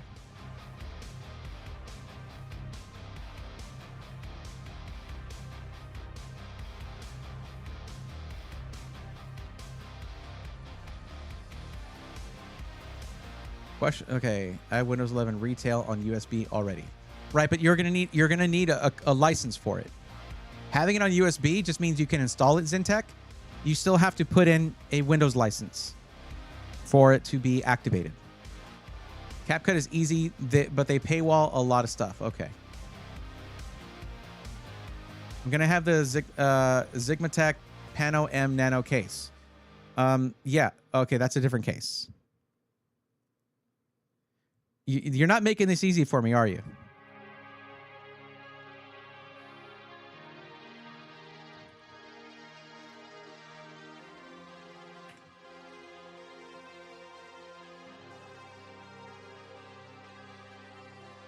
Yeah, it's just not on here.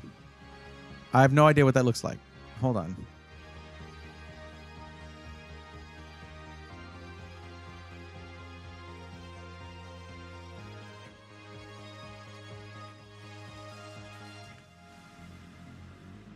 Okay, so it's MATX. All right.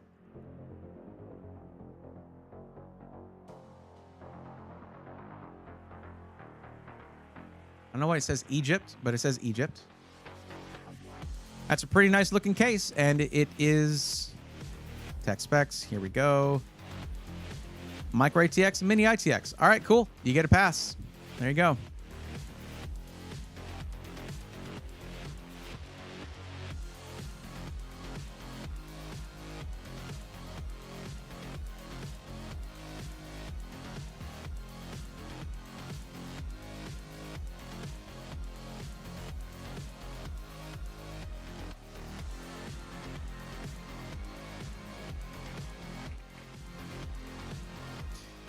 Okay, I don't know if it's going to be the same over there. Look at how much cheaper the 14600K is versus the 14600KF.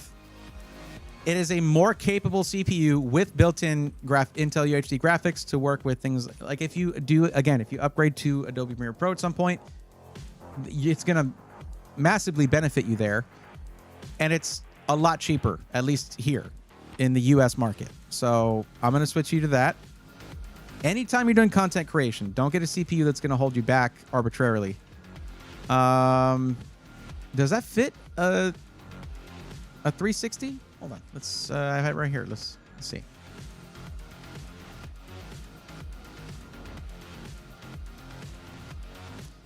Okay. One problem. You cannot fit a 360 millimeter AIO in the top of this case. It only fits a 240 millimeter AIO. As you can see right there. So that, I would say, is a bit of an oversight, and it's why I do what I do.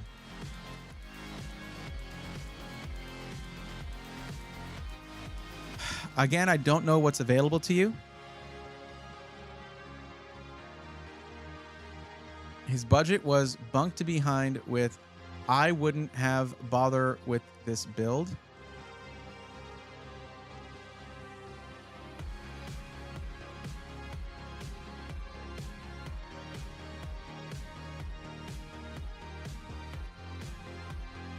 V for V. I don't care what someone's budget is. I will always help them, and you don't get to decide that. You don't get to decide whose budget is valid and whose is not.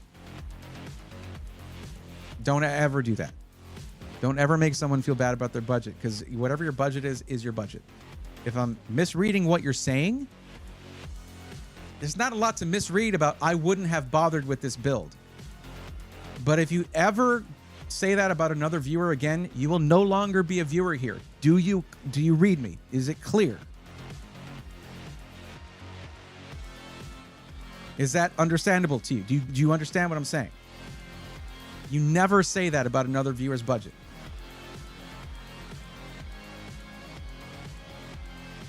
What a tacky thing to say. I don't care what your excuse is, by the way. Whatever excuse you're about to say for why you said that, I don't care. You never say that about someone else's budget. All right? Do it again. You're no longer welcome here. Do you understand me?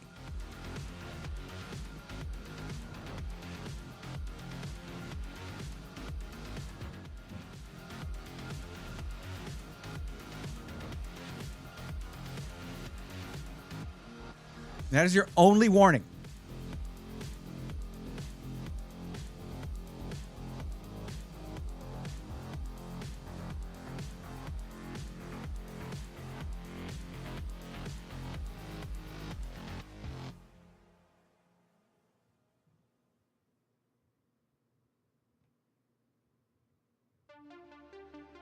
They straight up said, I don't know why it's showing up more expensive there, but it's because it's the U.S. market. Okay, that's it. If they get it cheaper in Vietnam, then fine.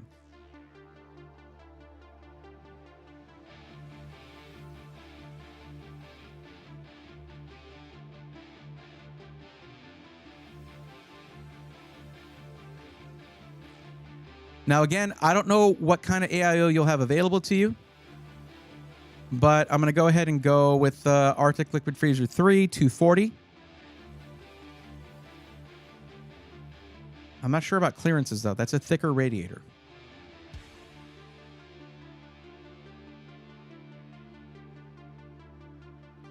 The i5 14600K off on this site you have is like 5,582,000. Okay. Yeah, but I still don't recommend a KF. I don't recommend an F for you. I think I've said why. Just go with the standard. If you're going to go 14th gen Intel, go with the 14600K. Let me check something here, actually. You do plan on upgrading your CPU down the line. You really don't have any options to upgrade that down the line. Like, other than within 14th gen. I would probably go with like a 7700X instead, honestly. Is there a great difference in cooling between a 360 and 240? Yes.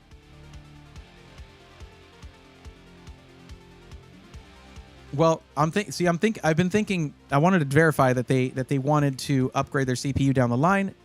They did say yes to that. Oh, I can already green this out. That was confusing me, actually.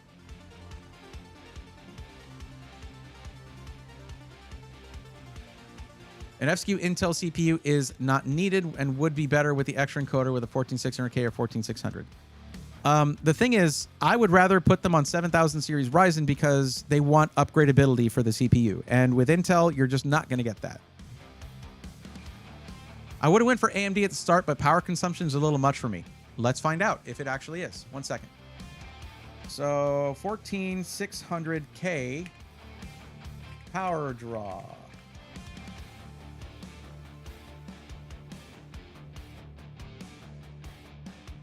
Base power of 125 watts and maximum turbo power of 181 watts. Okay. 125 base, 181. Okay. Max.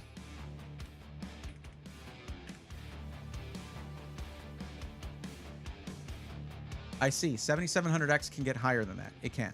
253 during boost. What is your...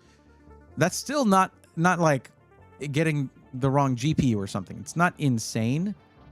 Let's see what... Hold on. Let me just throw a cooler on here. Thermalright Frozen Notte or whatever it's called is an amazing deal. I'm going to choose that one. We're going to get rid of the 360. What was I doing? Power supply is a 750 watt with a 4070 Super and a 14600K. I want to check on this power supply you picked. 1 second.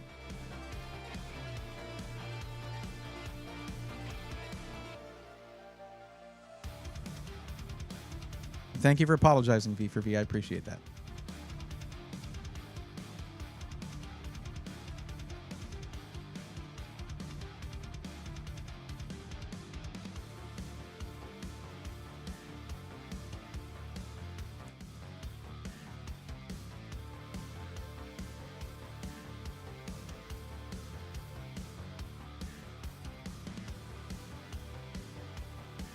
Well,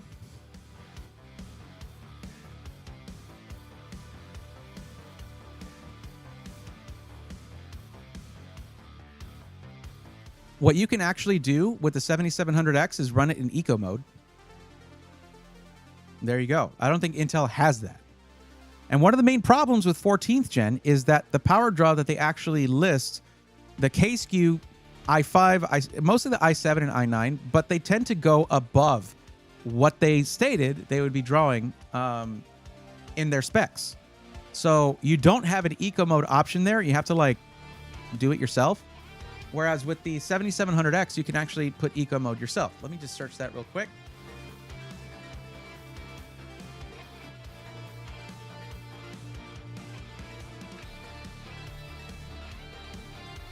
Now I know that the higher end CPUs from AMD generally have an eco mode already. In eco mode, the 7700X operates at 90 watts maximum, which is much lower than the 14600K or KF.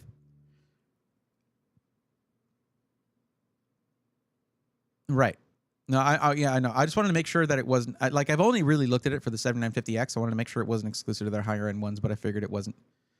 So yeah, Rank Outsider, you can actually get a much better power draw with the 7700X. Plus, you'll have generations of CPUs to upgrade to down the line.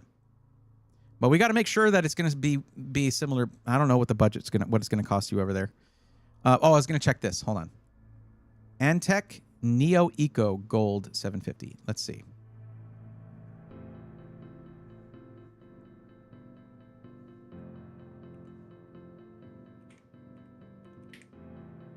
Nothing. Antec Neo. Oh, there's a space. Okay. There wasn't one here? Or on the... Wait, did I do the thing? I did the thing. I should have everything that I just did. Yellow label. Thank you. Great. Okay. Gold is B+, B, and A. Nice. You just don't want the older ones.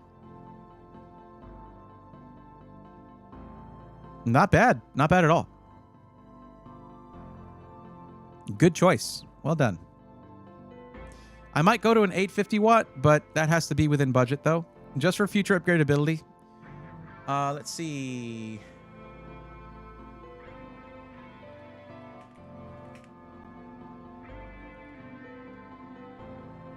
$650 is the minimum for the minimum recommended power supply by NVIDIA, so 650 watts. So you're good. You're 100 watts over that, but yeah. If possible, the 7700 might be fine there as well if it's about the same price. The downside is you're not gonna, you wouldn't in Adobe Premiere, you wouldn't get QuickSync, but they're not using that. They're using CapCut.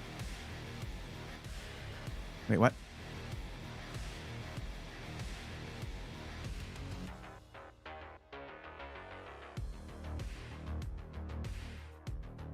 Odyssey, you recommend 14th gen Intel as all. I did not, and I am not. This is how it came, and I'm actually in the middle of switching it to AMD.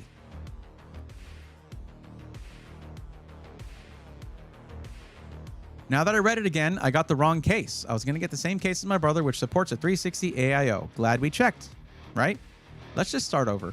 Hold on. We're just going to start over.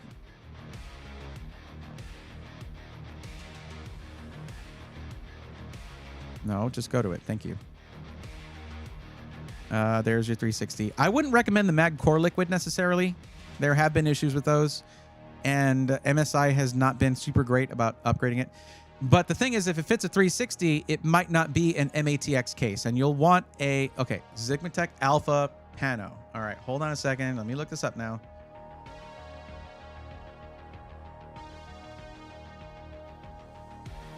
Any day now. Okay.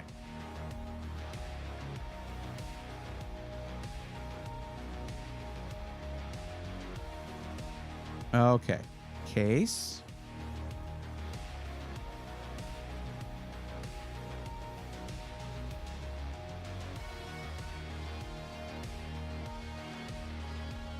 Where's the Alpha Pano?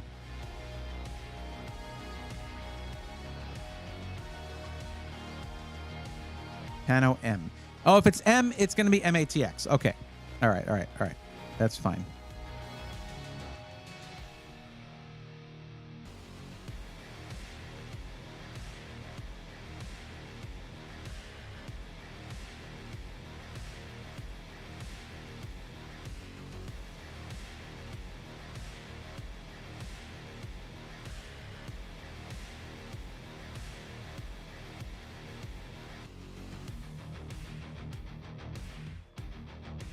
I hope you're not sending me on a wild goose chase with this. Let me just search.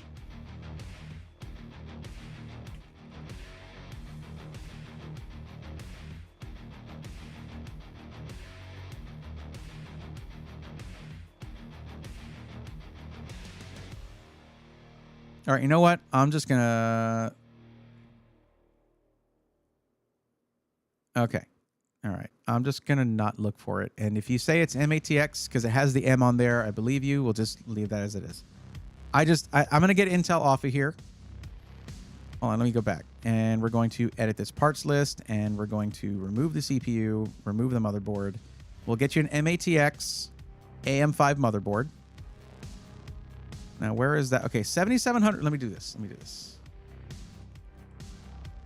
So the 7700 here, X is actually cheaper, and the 7700 is more expensive.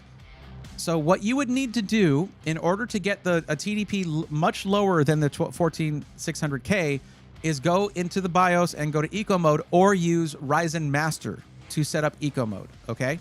That'll max you out at like 80 watts. V for V, got it. Thank you for removing your comment. I probably should have done it myself, honestly, but thank you. So we'll go 7700X. I don't know what the pricing is going to be over there. Between the 7700 and the 7700X, go with whichever fits in the budget. And if it's a 7700 non-X, you don't have to do anything eco mode wise. It will automatically be a peak of around 88 watts, which is like half of the base wattage of the 14600K. Not half, but about 50 watts less.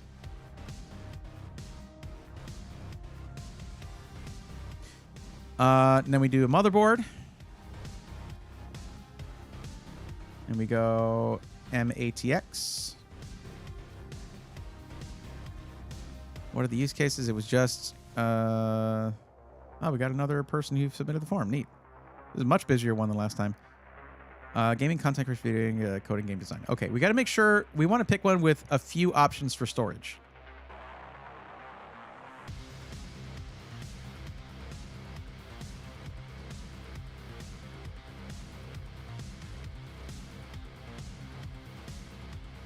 Go B650.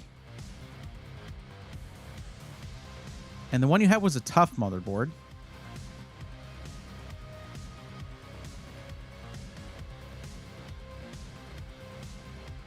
Let's Let's open this in a new tab real quick just to see what the price was on that. Showing at 282.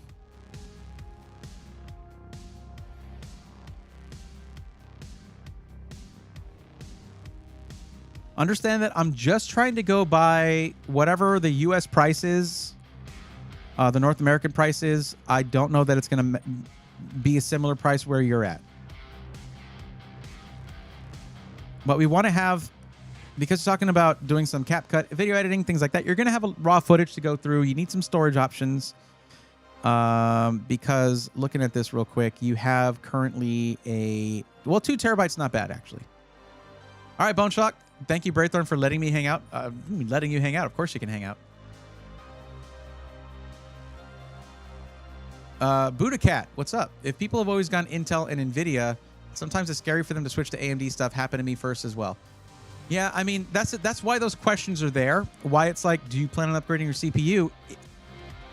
Intel banks on the idea that people don't think about upgrading their CPU, that they're just going to get new stuff every time. And to be fair, market research probably shows that, because a lot of people don't think about it, about just upgrading their CPU. But if you look at this, the number of people who come here and are asked that, 59.8% of people of the, how many people who have, let me just see how many answered that. So far this year, it's 189 responses. 60% of the people who have come here want to upgrade their CPU over time. Intel would never. So, whatever.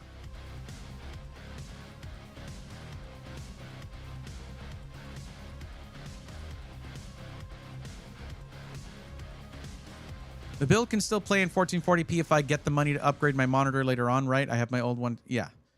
Yeah. Well, 4070 Super is awesome in 1440p. Yeah.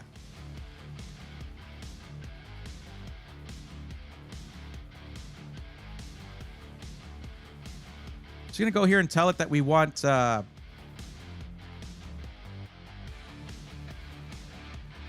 least 2 M.2 slots. Well, let's say 3. Narrow it down a little more.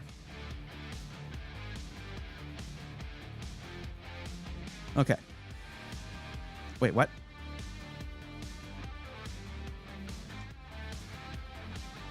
Which one is it? BM, right? That's it.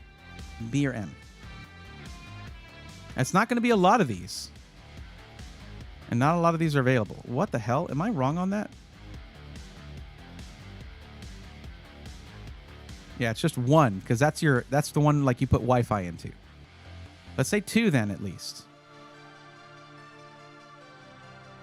So that's the downside of MATX. You have way less options for expandability. Okay? You don't have as many PCIe slots. If you want to add more I/O, you'll just have the 1, basically, on some of these. Some just don't have another one. Most do. And you only have so many M.2 sockets on there. So... Thank you, Tam. I appreciate that. It's not false panic. It's fine. I'm just saying, like, if you're gonna say, hey, you might want to look up, just check it out. You know.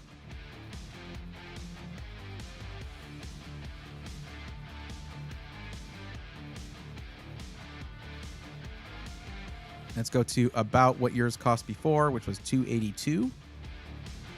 A little high, actually.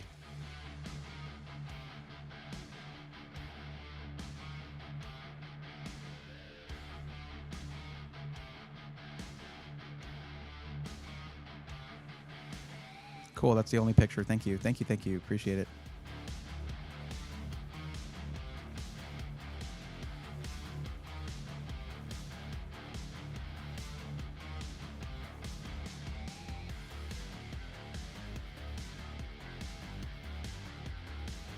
Yo, that's not bad, actually. Man, I miss this generation of Gigabyte motherboards. It's just one generation back, but they completely forgot how to add a ton of I/O on the cheap. But here you got it. That's not bad. Wait, did you need Wi-Fi? Yes, you need Wi-Fi, and this doesn't have it. So there'll be a version of this that does. Aorus Elite Wi-Fi. Or not?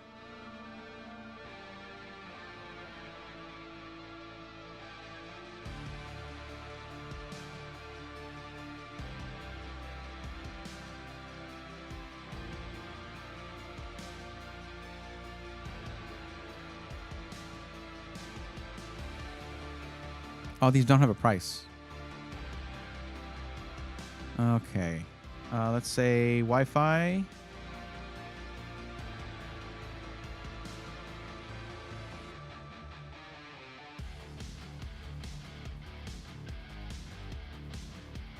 Okay, these are just the ones with Wi-Fi.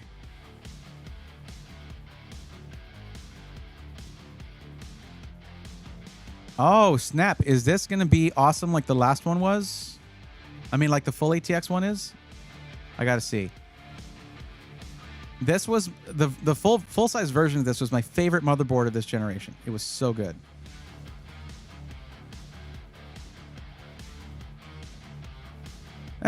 It's not bad. It's not as good as the Gigabyte one. That one just doesn't have Wi-Fi. Yeah, that's what I'm looking at, is this one here. It's not bad. 2.5 gig Ethernet, 7 ports that are Type A, all of them fast, and a 10 gigabit per second Type C. Wi-Fi 6E included. Okay. BIOS flashback, always nice. You'll need that well, you don't if you're going to be able to just use the BIOS to update your BIOS. It's more if you can't use the CPU and you need to update it. So this is good. I like this.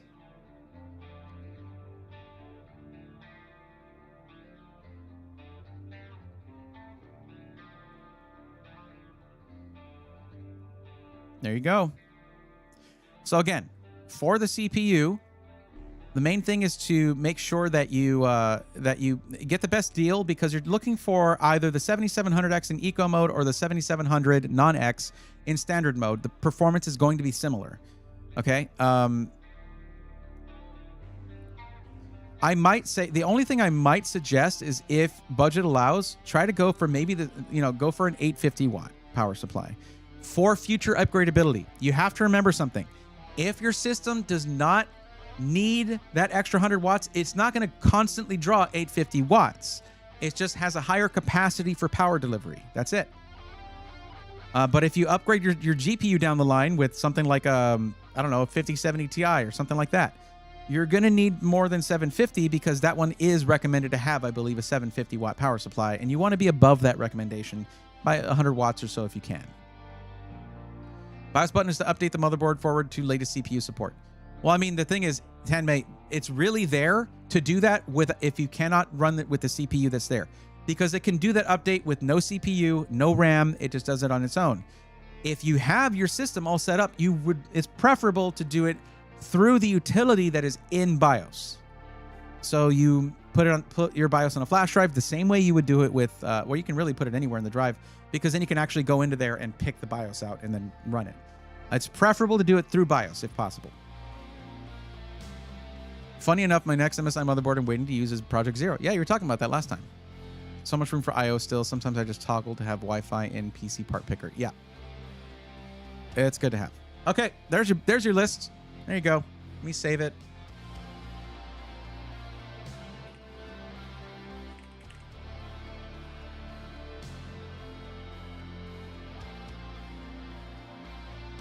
You picked a good memory frequency. Everything there is good. Frequency and latency are both perfect for the 7700X or 7700. So there you go.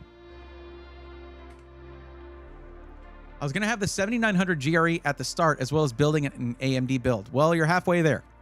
You can still do that. Do I still have the... So... Looks like the 7900 GRE is not... Why did Tom's Hardware do this? This is so stupid.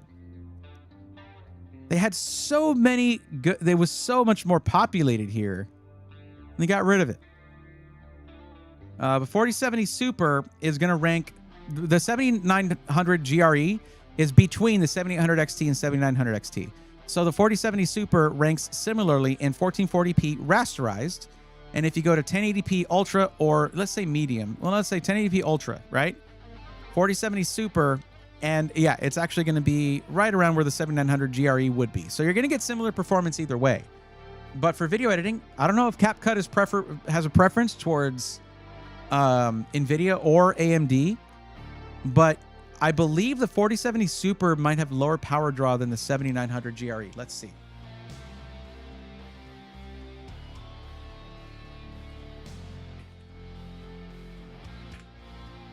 260 to 270 watts under full load on the 7900 GRE. 260 to 270.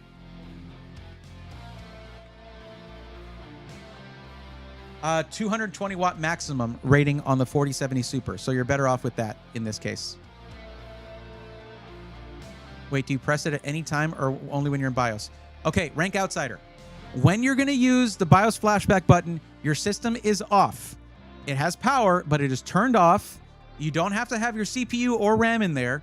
You plug your USB with the new BIOS named properly and the root of your flash drive. You plug it into the USB port that actually shows, hey, this is where your BIOS goes. Flash BIOS right there, circled in blue, right there, blue-green. Okay, and then you press the flash BIOS button with the system off but powered, so you have the power supply supplying power if needed, and then you see some lights blinking. That is your only communication as to the progress of your BIOS. Just do it through the BIOS. You shouldn't have to worry about doing it without the CPU because this is designed to work with 7000 series Ryzen. So just do it through the BIOS utility, rather. It's going to be better. You'll see a progress bar. Just make sure, if possible, run it on an uninterruptible power supply if you're going to update your BIOS, okay? And you should. This is probably going to come with the basic BIOS right out of the box. But there's your new part picker list. If you have a choice to not just use the flash BIOS button, I absolutely recommend you do not use it unless you have to, okay? It is much better to do it through the actual motherboard BIOS because it has... Every one of these motherboards has a built-in utility for flashing your BIOS. Do not do it with that button unless you're doing something like, I've got a B650 and I've got a 9600X. It's not going to run that CPU, so I need to do a flash BIOS button thing to run it to update the BIOS without the CPU being involved. Okay? That's the only time I recommend using that button. Or if you bricked your BIOS and maybe it'll save you. That's it. It's probably not going to in that case.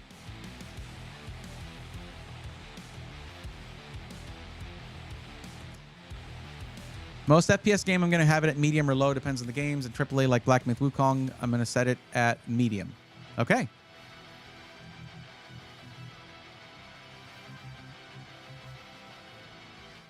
So I got to admit, y'all, it is a little bit weird to me whenever I see a name here of someone who has not said a word in chat. They just come in very quietly, fill out the form. Don't say hi. No, it's okay. It's okay if you're shy. It's not a problem. I'm not going to call you out for it. I'm just saying, for my part, it's a little weird when I see a name that I have not heard all night during, like, on stream. So, Polowix, are you here? I have no idea. I have no idea if you're here or not. That's the main reason why I'm like, huh? Who's that? Like, you could just chat. You could just hang out. You know, you don't have to wait your turn. You can just talk in the meantime.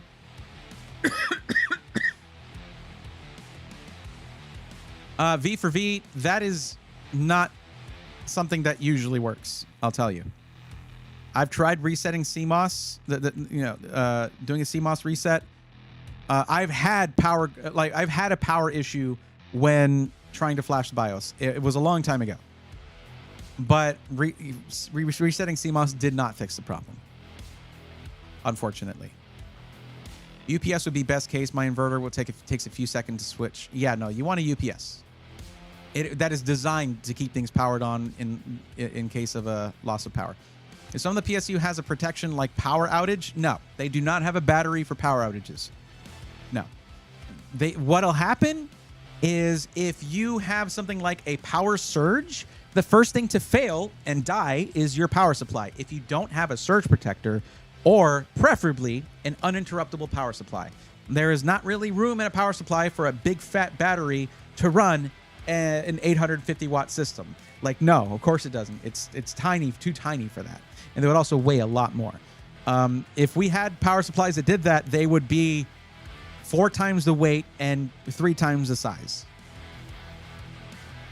Now, you can buy online, you can buy refurbished UPSs. You can buy those where they just refurbish it, make sure it works, and put in a new battery. And it's like half the price of a new one. You can search for that. I can't vouch for any of those companies because I generally buy new ones, but I should. That's honestly would be a really good collaboration to find one of those companies that is one that is reliable and I could work with. That would be great, actually.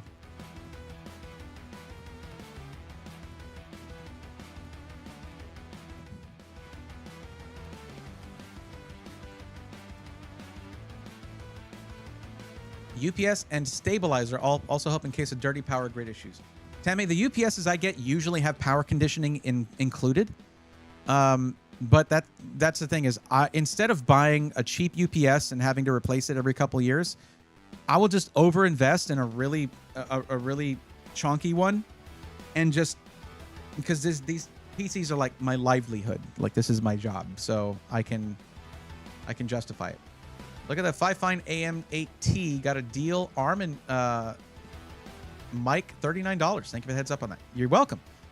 If you go back to some of my previous streams, Braxton, you can actually hear me using it and see how it sounds.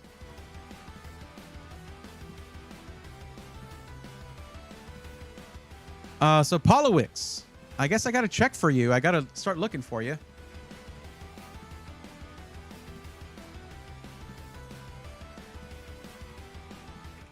So no match in Twitch. No match in YouTube. Okay, I guess they just hit it and quit it. They fill out the form and then took off. All right. If you're watching the VOD, it's okay. Just feel free to come hang out anytime. You can chat. You know, you can say hi and just talk PCs. You don't have to worry about like any of that. I feel bad. Like maybe you were worried about saying anything until your turn came up. That's not how this works. That's why everybody's just talking, and it's fine.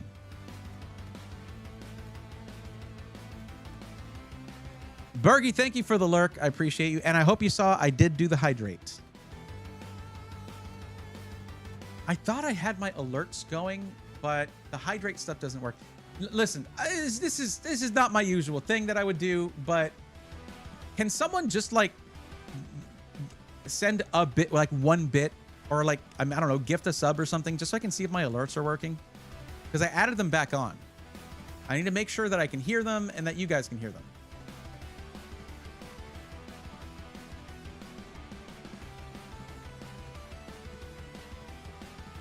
Every streamer in chat right now is like, yo, let me know if this works.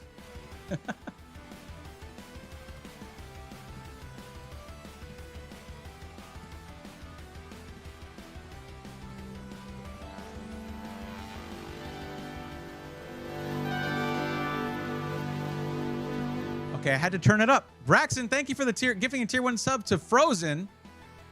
But I heard it. Nice. I don't have this yet for YouTube. I'll get that going. But yeah.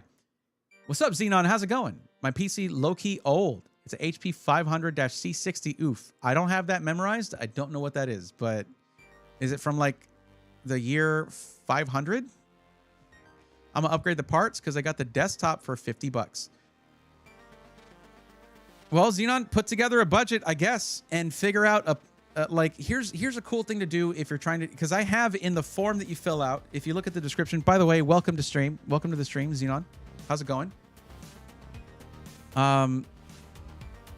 Yeah, so if you look at the description, the first thing there is a form that you can fill out, where a lot of times I feel like people read answer the questions in the form, and it's the first time they've thought of certain things as they're going through the form. Because it asks you questions that you should be asking yourself, whether you're going to build a PC, buy a pre-built, or upgrade your current PC. There's an actual option in there where it asks you, do you want a pre-built? Do you want to build it yourself? Or do you want to do an upgrade? But what it tells you is this. It will tell you, please have a list of all your components for your current system ready for when your turn comes up, right? So the best thing to do is actually open up a PC part picker list and put in all the parts you have, so I can actually go through that and do the upgrades in your PC part picker list. So you don't have to put it in chat. And at the end of the form, let me show you here. I think I'm in the charts right now. Okay. At the end of the form, it has a question where it asks you, Are you interested in getting your PC from a specific company? If so, please list below. You can put the link to your PC part picker list right there. So everything is contained in your form and ready to go.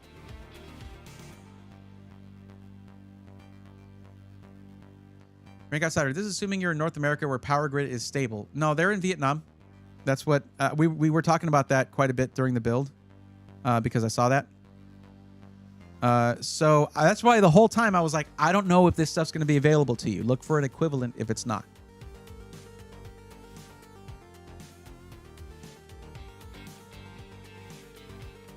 Braxton, I'm going to stream COD for the world to watch me. You got it.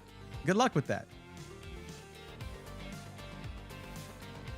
Maybe the pressure will turn you into a diamond. Get it? Is there a diamond rank in COD? I've never played it in my life. I've never played a Call of Duty game in my life. I don't know why. It just never appealed to me. I don't know. Like, I played tons of Counter-Strike. I played Valorant for a while. Never played Call of Duty. I even played like a few rounds of Fortnite once, and I was like, this ain't for me.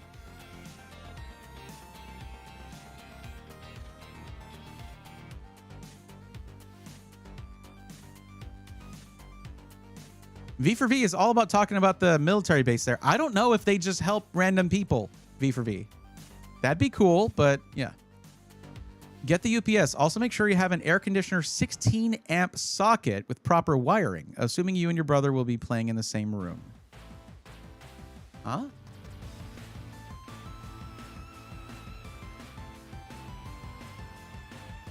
I think it said their dad or something. Well, no, the dad pays the bill.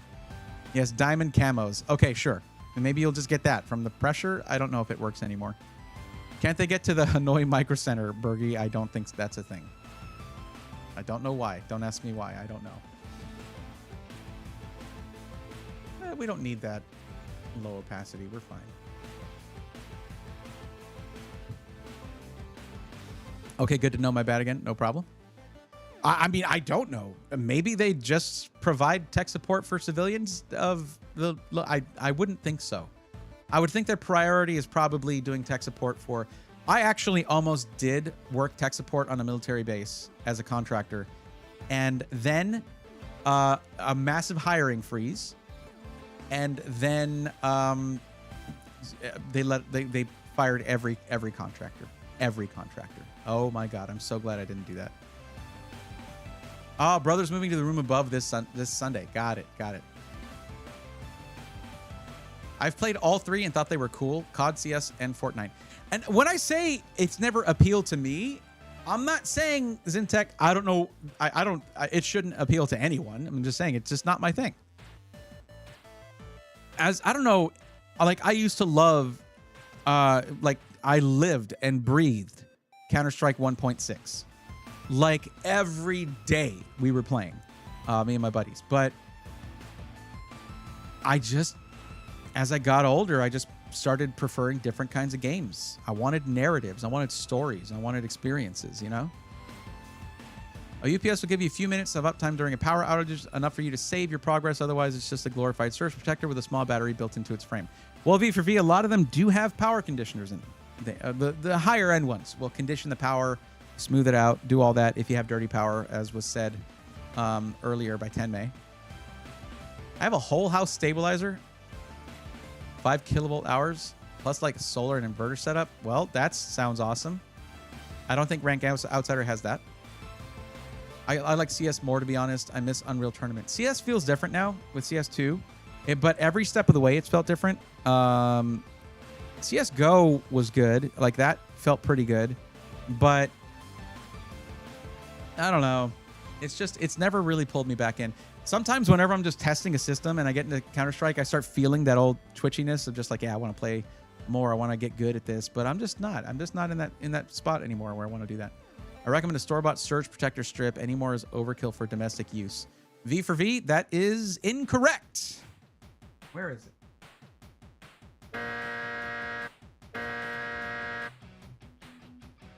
And V4V is wrong again. Let me actually, there we go. I want to make sure you hear this. V4V giving out bad advice. If you have invested in a PC I highly recommend that you have an uninterruptible power supply if possible. It is not overkill for domestic use. That's why there are commercially available, consumer-grade, uninterruptible power supplies. Just don't get like an insane rack-mounted one. That would be overkill for domestic use, but that's not what I'm recommending to people. V for V, well, that's just bad advice. This is just incorrect, wrong, and bad advice.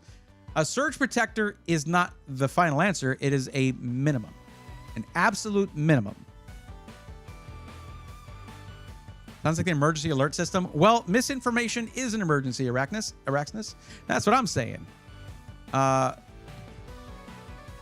Best UPS, Cyberpower, APC, or other. Alucard, are you still here? Can you set up that poll? Well, I'm not doing one right now. I guess I can do it. Where's my window? Here it is. All right, sure. I need to make that redemption a little more expensive, I think.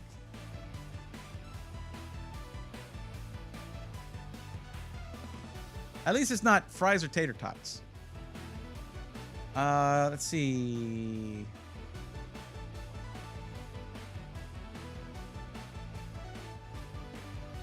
No, I'm doing it. I got it, Alucard. I'm already in it.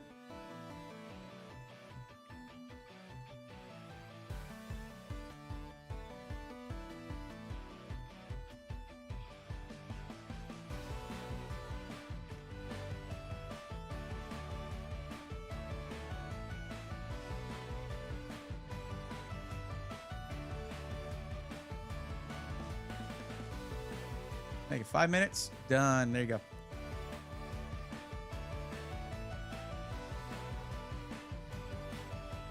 UPS stands for unjustified price surge, basically an overpriced surge protector. You're paying a lot extra for a small battery attached to a surge protector, which is what a UPS basically is. That battery can actually save your PC. And as I already said, V4V, some of them have built-in power conditioning as well. I'm not going to agree with you on this one, and I urge others not to listen to V4V. It can actually save your butt 100% to have a UPS. I've had corrupted data. Even with a surge protector, surge protectors don't always protect you from power dips. Power dips can be just as dangerous for your PC as a power surge. And that's what that battery is for. You're actually incorrect. Why am I there? I didn't mean to go there. Here. There. No, there. You are actually incorrect. Like, I'm not making this up. I have 15 years of IT experience to back this up, including situations where a battery backup would have saved my ass from like 2 days of solid work and also lost work that the person was doing. You're absolutely incorrect because you're not accounting for power dips, which can be, again, more danger. It can actually cause more problems than a power surge because surge protectors can catch that, but they have no answer to when your power dips for a millisecond or two. You need a battery backup for that. So, of course, everyone can listen to V4V if you want to and invest $2-3 grand in your system and then just watch it get toasted. I don't recommend that. Now, the one thing I would say is you do want to make sure if you're getting a system with an 850 watt power supply that your UPS can continuously supply that amount. You're not going to be at peak power that whole time. But you want to at least be able to provide it with peak power so that you're not overstressing your UPS. Yours has a 750 watt power supply, so at least that. And what you want to do is potentially put your monitor not on the battery backup side of things, but on the the monitor, you want that so that you can shut down the PC. So monitor and PC only, and then everything else would go. Most UPSs will have a surge protected side only, and then a battery backup plus surge protection side. That's where you want to put those things. So you want to make sure it'll do, and you know, it'll give you different numbers. Make sure it actually will say 850 watts. 850W, not... what is the other thing it says? It says some other number, and it's not the actual thing.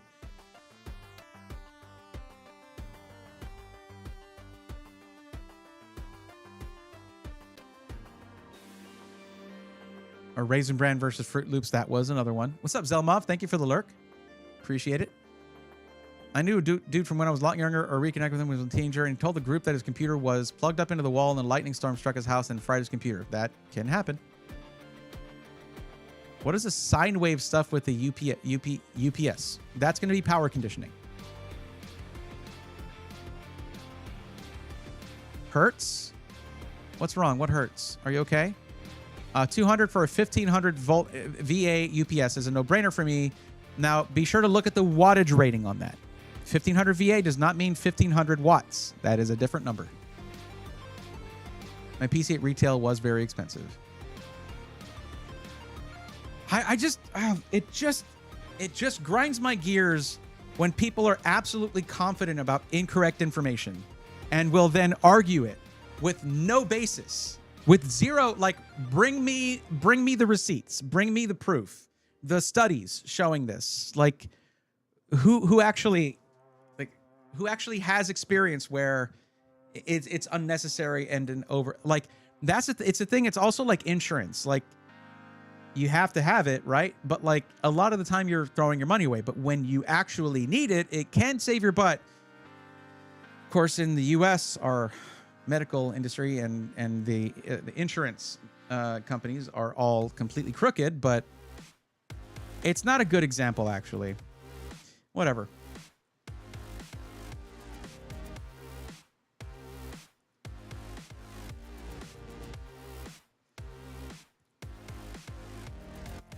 Wait, just really 2 votes? All right. Well, I guess not enough if you have a UPS. Fix it. Like, and here's the thing, guys. I don't have a coupon code with any UPS company or any company that sells them. I don't have an Amazon affiliate link to give you. I do not personally profit from telling you to get a freaking UPS. It's just that comes from pain.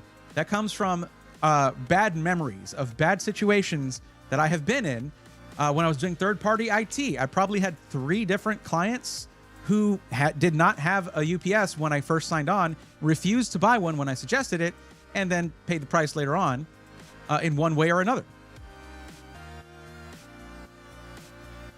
This is over a long period of time, though, okay? It's not like it was all the time that these kinds of things happen, but where I live, there's some really older parts of town with not very good power. So yeah, CyberPower is a 1500 VA 1000 watt. Check Newegg for around $239. I don't know if they get Newegg there. What's up, Erasable? CyberPower for uninterruptible power supplies and power stuff in general, surge protectors, that's not the same. It's not CyberPower PC, as Araxinus said. But Erasable, I agree with the CyberPower LOL thing, because CyberPower is a joke. CyberPower PC, not CyberPower uninterruptible power supplies. My PC server was working fine since 2017. Around 2024, my stabilizer died, and then my GPU died within a month. Learned my lesson, bought a custom-made UPS and inverter. Man.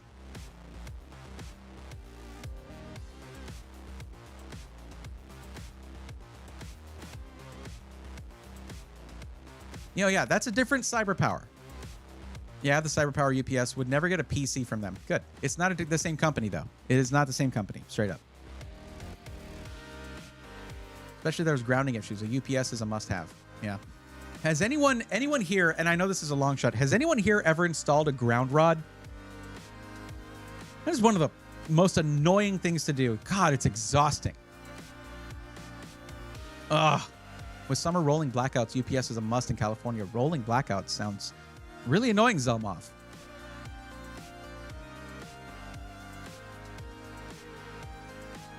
Never did that before. Never do it. It is an 8-foot copper rod. Well, it's steel. It's a steel rod that is copper clad in most cases. It is 8 feet and it has to go into the ground. Just think about that. That's why we had to carry around mallets. This is when I was doing telecommunications stuff. And I mean, you do not screw around with the ground rod. And also, the best thing was whenever someone would be like, oh, well, my power's over here, you know, all of that. I want the box for my internet and all that on the other side of the house. Well, no, we can't do that because we have to attach a ground line to a ground rod. And if you have 2 ground rods for your home, guess what? You've just created a ground loop. Your house is probably going to catch fire if lightning ever looks in its direction. Won't a decent surge protector condition the power? 2, most even the cheaper ones advertise an over-the-top insured guarantee that will cover even a Mach 5. Well, other than the Mach 5 not being a thing anymore, some do condition the power for you a little bit. I mean, just passively. It's passive, you know, and most is going to be passive like that. But it doesn't matter. It's not going to do anything with power dips. If there's less power than there should be, what's it going to do? Condition what power there is? It's still not enough for what your outlet's rated for, what your power supply is expecting, and all of a sudden, failure. So it's all good.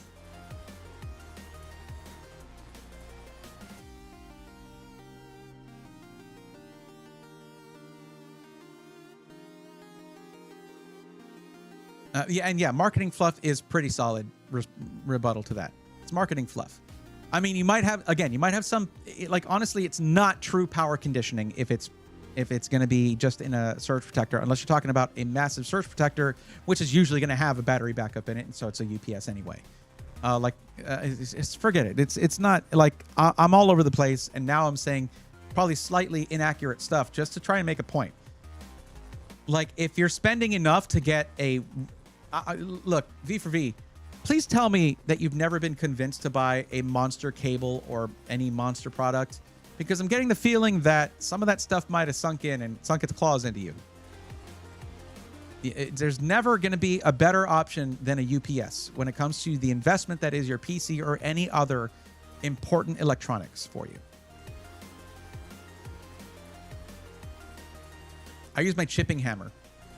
Kenneth, you have lots of times. I just saw that. Yeah, it's a pain in the butt though. I had a 5 pounds. No, it was a 3.5 pound mini sledge, handheld sledge, and God, my arm after that is just done. I just wish I got a slightly bigger UPS. My whole battle station and Wi-Fi gets 20 minutes of extra time. Well, it's not about continuing to use it erasable. It's about shutting everything down properly. So if you shut down your PC and your entire battle station, other than your Wi-Fi and router, your Wi-Fi and router can probably, like your modem and router, unless you have a gateway, which is a single device, combining the two, can probably run a lot longer if you just shut everything else down and just get on your phone or something and just hang out, wait till the power comes back on. 20 minutes is perfectly fine. Bargy 5, I do not think that 20 minutes on a power supply is actually 20 minutes. Well, I mean, if you're putting it under load, then yeah. Anyone ever have a power supply just start turning itself off? That's when I start looking for a new one. Yeah, you unplug that thing, you turn it off, you take it out of there. Unless it's another issue, but I mean, why risk it?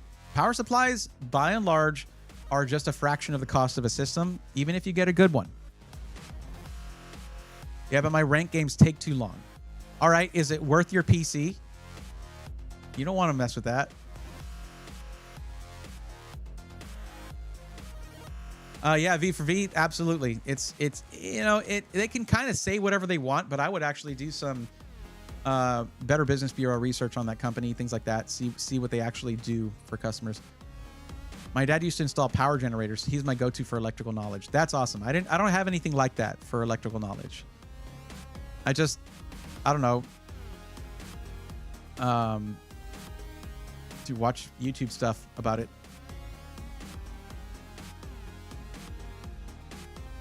Currently, my favorite is probably Physics Duck. I like watching his stuff. He's really funny. Really funny. But of course, Electro Boom is great. Maybe a whole house generator might be an option. I would say instead of investing like $800 to $1,500 in a whole house generator, or more, way more actually, they get really expensive, just get a UPS for the stuff that actually needs it and keep a few candles around. It's either your rank or your money. True. Yeah, I need to buy a new one. My current UPS turns off when the power goes off, so it's basically useless. Boot a cat, see what kind of battery goes in it, and replace the battery. That's probably all. If it works until the power goes out, you got a dead battery. And they're not hard to replace in most of those. I've done it with a sledgehammer, but learned I can use my big chipping hammer drill or my small one with a bit on it. Fits perfect with the big one. I never thought to try that. Also, I had to use the tools that were provided to me. And hey, at the time I was doing blacksmithing, Kenneth, so it was good practice. Found this is too much for 2 PCs. Cyberpower PR LCD Smart 1500 watts. Well, I mean, if it's 2 750 watt PCs and a couple monitors, I mean, that should run okay. You're rarely going to go at the maximum, like, or if it's 850 watt PCs on power supplies, you're rarely going to be at that peak power draw. Most of the time when you're gaming, your CPU can be chilling a bit. Your GPU's doing all the work. You might be using 60, 70% of your power of your under load, 60, 70%. So yeah, I'm glad Diana Physics Girl is getting better. Is she getting better? That is really good news. Tanmay, it's funny because I don't know if you guys know who Physics Girl is. Diana. It was a content creator, is a content creator who got long COVID and from it got severe chronic fatigue syndrome. I mean, bedridden all day long, chronic fatigue syndrome.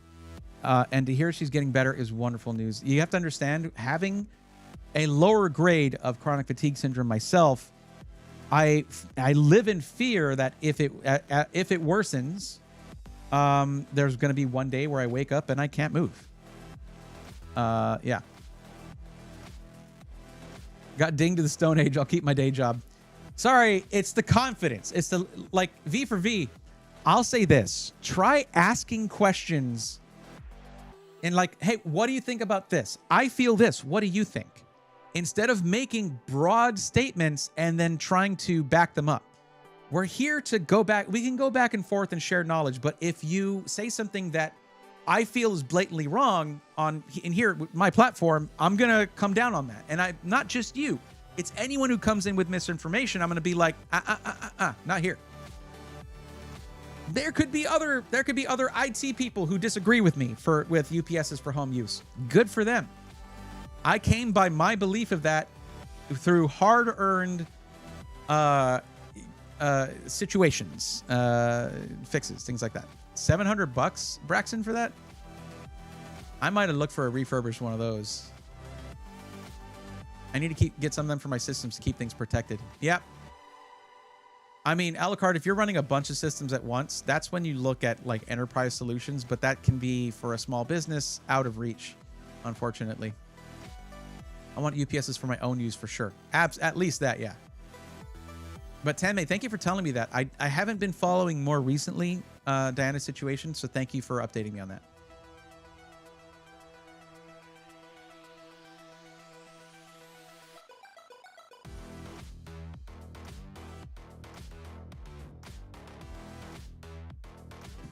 I remember the one time I really looked at a generator was, I think it was 2022 that we had the freeze here in Texas. And there were some areas here that didn't have power for like 2 weeks. We only lost power for like 2-3 days. But like, damn, that's enough time to throw out a lot of your food, all that stuff. Ugh. I don't run them all at once, luckily. I just want to keep them protected. I probably need to upgrade mine. Like, I'm going to start shutting that system down more frequently and just having it off. I still try to edit on that thing, man. I don't know what I'm thinking. I do have a 7950X 3D that I could put in this system that when I'm editing, it's going to do better. If I don't have a game running, it's fine. 16 cores. I should probably do that and just try to edit on this thing, up the RAM, all that. This is a much more reliable system, as y'all can see by the stream not crashing. Do you guys remember when the streams were crashing? Like every stream, I would have a crash and have to start it back up, and oh god. Trust me, there are bad UPS out there, so do your research. Most of them are pretty solid. I mean, generally, if you try to go as cheap as possible, you're going to get what you pay for, unfortunately. UPSs are one of those things where you can absolutely end up getting exactly what you pay for, which sucks.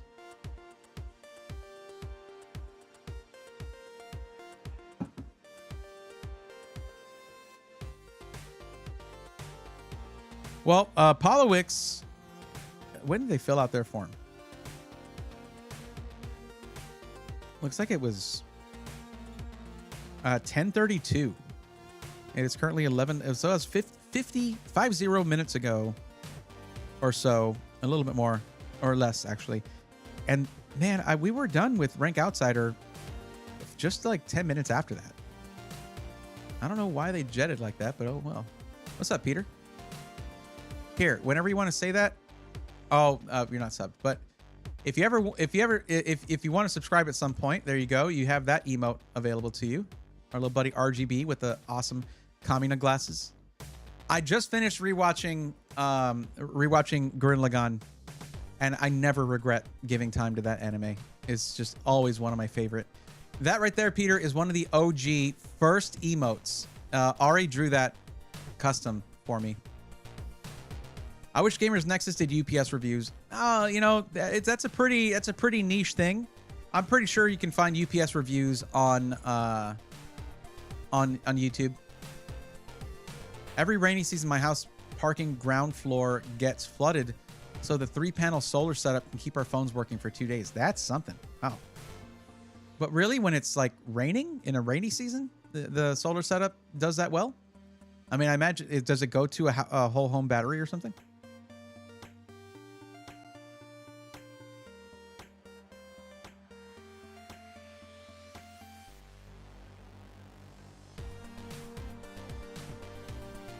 Nobody even mentioned my UPS joke in the poll, which is why Alucard, I was like, no, I got this one. It said, I prefer FedEx, okay? Yeah, thank you. Glad you saw that. You're one of the 2 people that voted, I guess.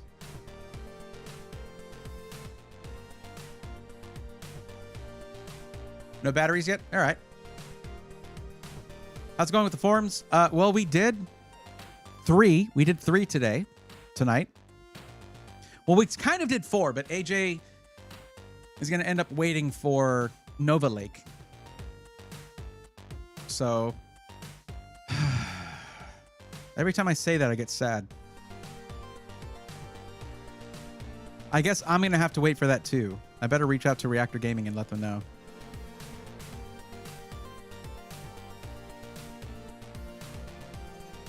For those who don't know, I've mentioned Reactor Gaming. I had made a video about them and everything. The owner of Reactor Gaming built that SI based off of feedback from my videos, advice from my videos, which is crazy to think about. But I guess they felt like they wanted to pay it back or something. They wanted to. He said, I want to give back. I think they've now been around for 3 years. Well, he wants to basically provide me with a new main editing system. And we've been like, it took me forever to acquiesce on that and be like, okay, all right, let's do it. Thankfully, during these difficult times for SIs, they've been doing well because they work with, he works with universities that have esports programs, and he sells, bulk of computers to them. They build custom computers for them and provide a bunch of them, and that works well for them. So they're doing well, even though a lot of SIs right now are not. So he's like, yeah, I want to give back. I want to just provide, whatever. So,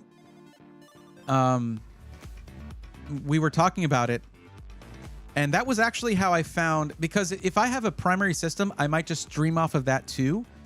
Let me find the motherboard that we settled on, that I settled on. And of course, it's one we've talked about.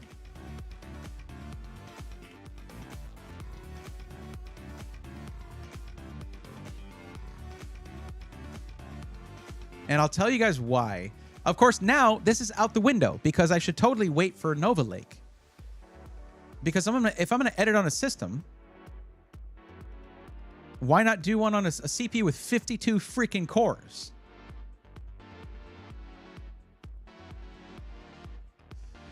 Okay, all right. You don't need to lay it on too thick, V for V. It's hail to the new PC whiz. Okay, none of that. No, I'm just saying. This is a Z890 Live Mixer Wi-Fi. We talked about the Live Mixer already, but there's a very specific detail here as to why this one is kind of goated for if I do end up using this thing for streaming. First off, of course, it's ASRock, so their I/O is pretty rad. Okay, I think these are just USB 2.0 right here, right there. But the rest of it is great. 6 USB type A's that are 5 gigabit per second, 2 that are 10 gigabit per second. Dual, is it Thunderbolt 4 or 5? I think 4. 2.5 gig Ethernet is not what I would have preferred. I would have preferred 5 gig Ethernet, but I guess maybe that's what's going to be on whatever the Z990 version of this is. But the other thing, the main reason I was like, yo, this is sick. When you're looking at a high-end internal capture card, what you're usually going to need for that is 4 lanes of PCIe. And why am I not saying PCIe Gen 4 or Gen 5 or Gen 3? Because it's usually 4 lanes of PCIe Gen 2, right? That's a lot of lanes needed, considering it's just for capture. But that's like if you're looking at HDMI 2.1, with being able to pass through 144 hertz, capture 4K 60, all that. Yeah, it could need a lot of bandwidth. So if we look at the specifications here, check out the PCIe setup on this. So specifically through the chipset. So what you have is a PCIe 5.0 x16 slot for a GPU, okay?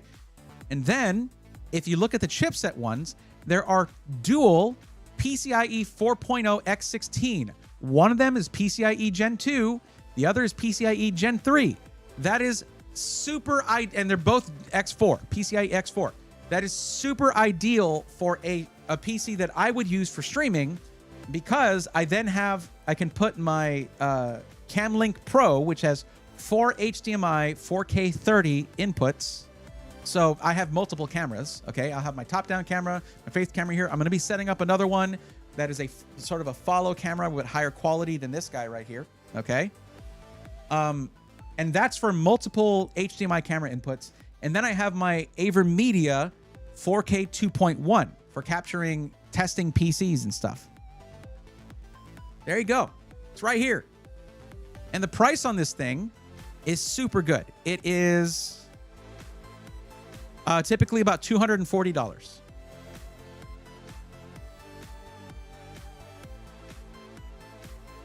$18 plus 1 plus 1 plus 1 plus 1 power phase. So actually quite a high number there. Live Mixer has so much room for activities. Indeed. Thunderbolt 5 GPUs when? Those are already a thing, actually. That's just really, really expensive. I believe they're already a thing. Dark Force, have a good night. Thanks for hanging out. What the latency? Lightning is flashing and it takes Thunder 30 seconds. Earth needs to fix its audio drivers. Well, it's all wireless, you know? That's the problem.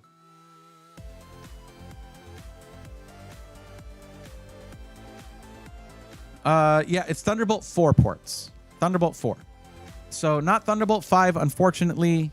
But hey, if I want to, because like, it depends on what a Thunderbolt 5 card would need. Let me actually check.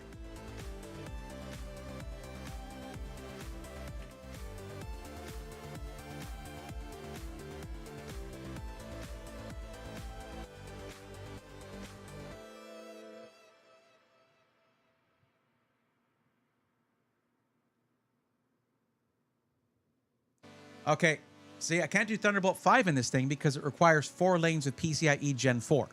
So I couldn't just put a card in there. So that is actually a downside of this. So I'm hoping that with the 900 series, right, Z990, that's going to roll right off the tongue, doesn't it? Isn't it? Then it's going to be Thunderbolt 5, probably.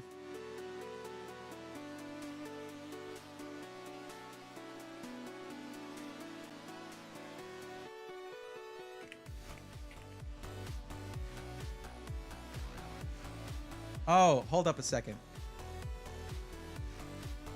Wait, Panther Lake. Am I wrong about this? Hold on.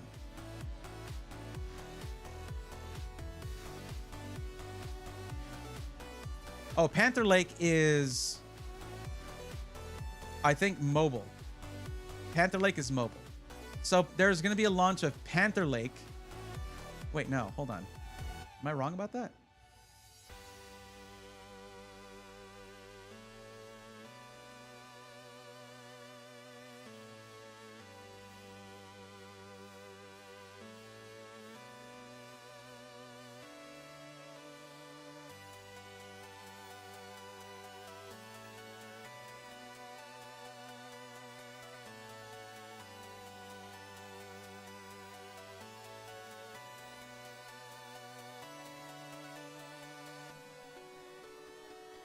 It targets mobile platforms. Yep. It's mobile platforms. Okay. All right, Buddha Cat, thanks for hanging out. Yeah, so I was like, hold on, am I wrong about that? Because Panther Lake is a their next generation for mobile CPUs, but I thought maybe I was, because Gamers Nexus was like, oh, this would, with Nova Lake going to LGA 1854, that means that there's only one generation of CPUs for 1851. So I thought maybe I was wrong and so were they, because I was basing my info off of what he said. But no, Panther Lake is going to be for mobile.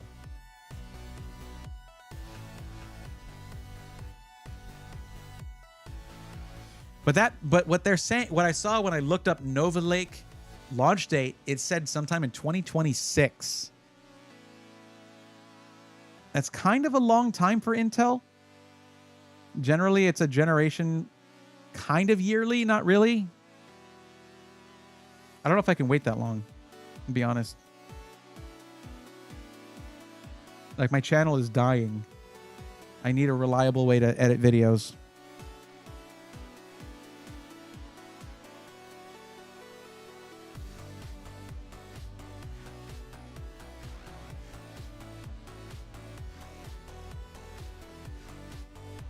I feel like it just ran an ad, and now it's another incoming ad break.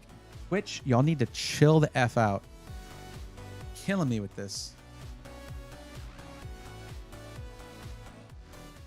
Oh, okay. All right. 12:30 a.m. Can't sleep, so make cookies. All right. Well, I hope you're able to get to sleep, T. Peterloff, and good job on the cookies, probably. Make sure to delete them when you can. Nice. I'm not streaming tomorrow, but Sunday on Twitch. Yes.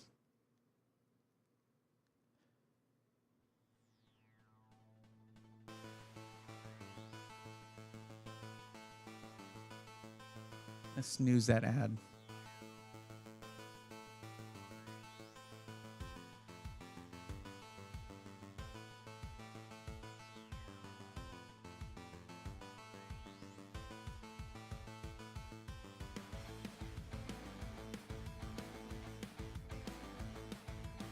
Interesting. I don't know why it dropped my bandwidth so much, but okay. Cocoa powder cookie. Salty and sweet. Very tasty. 10 out of 10. Never had one. I'm sure Peter, Alucard, I'm sure Peter is going to go through a very thorough deletion of those cookies.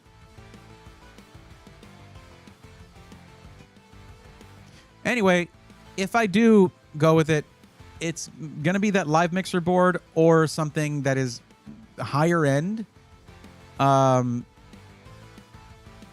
But man, like, here's my thing.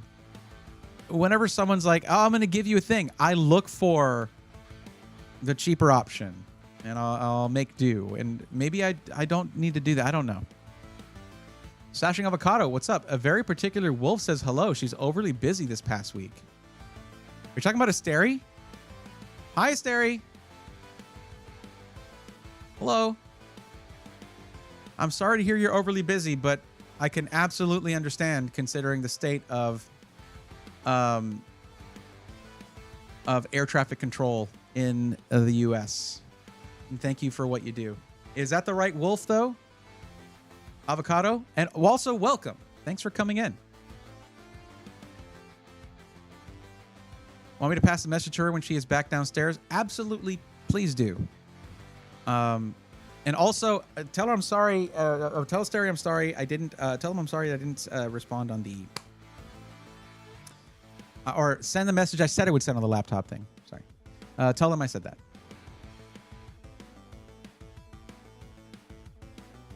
I can still do that. I still need to do that. It's just been one thing after another here. I swear. Oh. Like I'm almost there, guys. I'm almost healed on the arms. My arms are almost healed.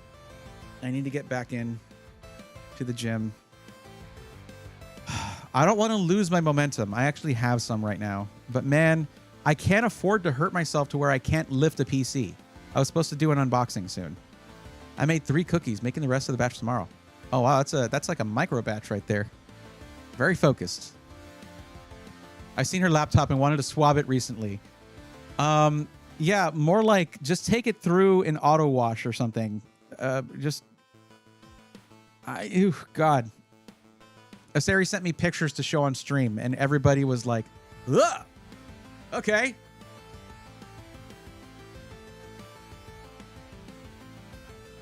I would say, like, it wasn't...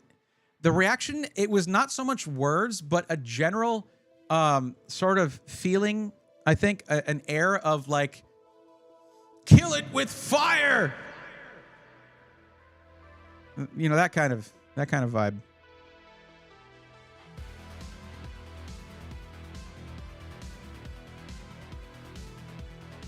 No isopropyl alcohol bath? Well, that would be what you would use. But I think, you know who should get this laptop to look at? The greatest technician who'd ever lived. He would love it. He would love it. I almost met the guy too.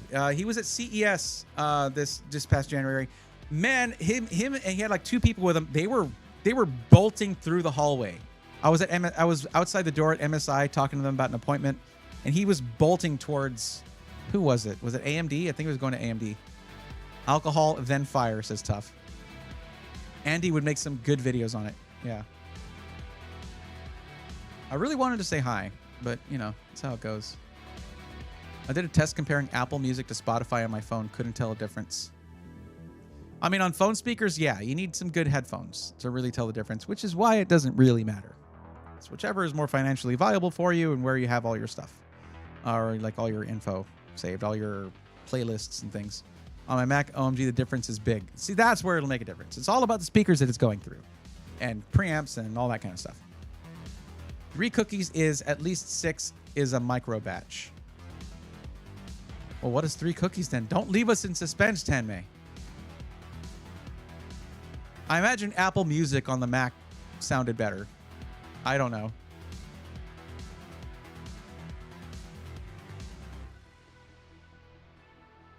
I forget which one's supposed to give you lower loss. Yeah, lossless audio.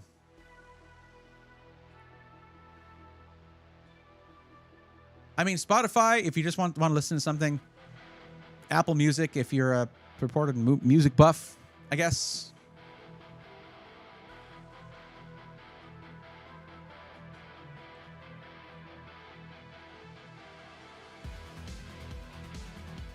Any new forms filled out? No. And Polowix did disappear on us. Never showed back up. Guys, if you fill out the form and if you filled out the form and you're waiting for help, I don't automatically know that. You got to let me know. If you're watching on Twitch and you followed, there is a free emote. I worked hard to get a few free emotes for you guys that just follow. It's fine. And one of them is important, though. It says, I'm on the list. Drop that emote in chat, and I'll know that I need to help you out. If you're watching on YouTube, you just got to type out @Brayathorn, I'm on the list. Interesting enough, the inside is clean and looks very well maintained. Literally watched her clean the inside, but never the outside. I guess priorities.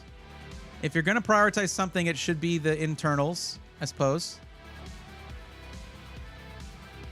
I was telling Asteri that I have a laptop that I'm not really using. That is a 12900HK and 3080 Ti mobile, and also 4K screen. So the actual screen is 4K, and it's beautiful. OLED, 4K OLED. If Apple Music had the music handoff Spotify had, I would definitely go back to Apple Music. What is a music handoff? Is that a term I don't know? You're talking about like the transitions between songs? Well, I guess you took the phrase, it's on the inside. It's what's on the inside that counts, literally. Yeah, well, I mean, with computers, 100%. I was trying to come up with a raid joke and accidentally sent it early. Where was that? I didn't see it. It's like I can play the music on my phone and then keep playing on Oh, handoff, network handoff. Yes, got it. I got it. Or cross-platform handoff. I got you. Took a second with that. I feel you. Peter said, or V for V is telling Peter, I feel you. I'm an insomniac myself. Also, it's getting late. Midnight madness. 100%. Yeah.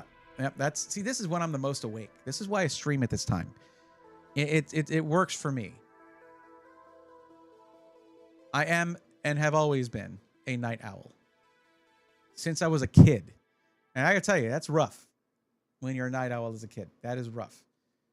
And I've tried resetting so many times. I have reset my sleep schedule, and it's just during the day, I'm just like, it's the worst. All right. What? How many do you have here? Okay. All right. Interesting. I gotta close all these tabs, man. What am I doing with my life? Don't answer that, please.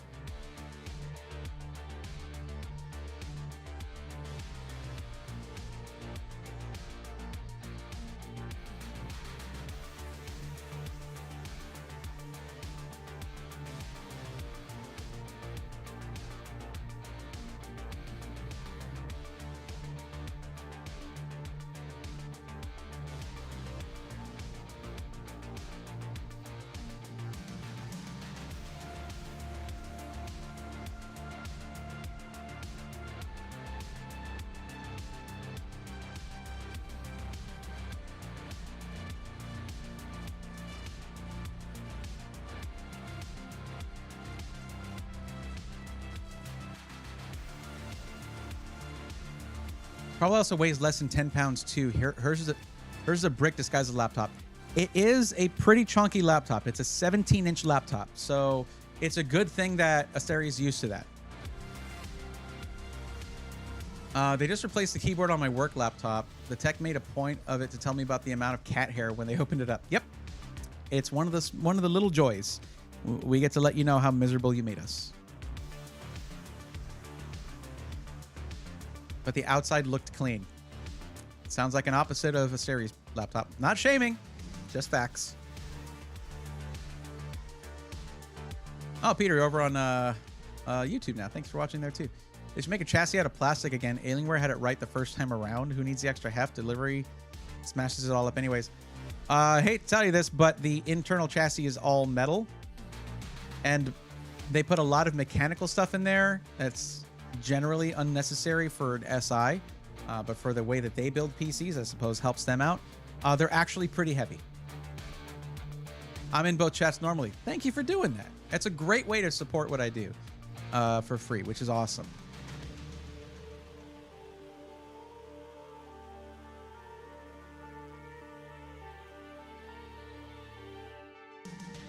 All right, over on for Twitch chat, I'm going to put this to a poll.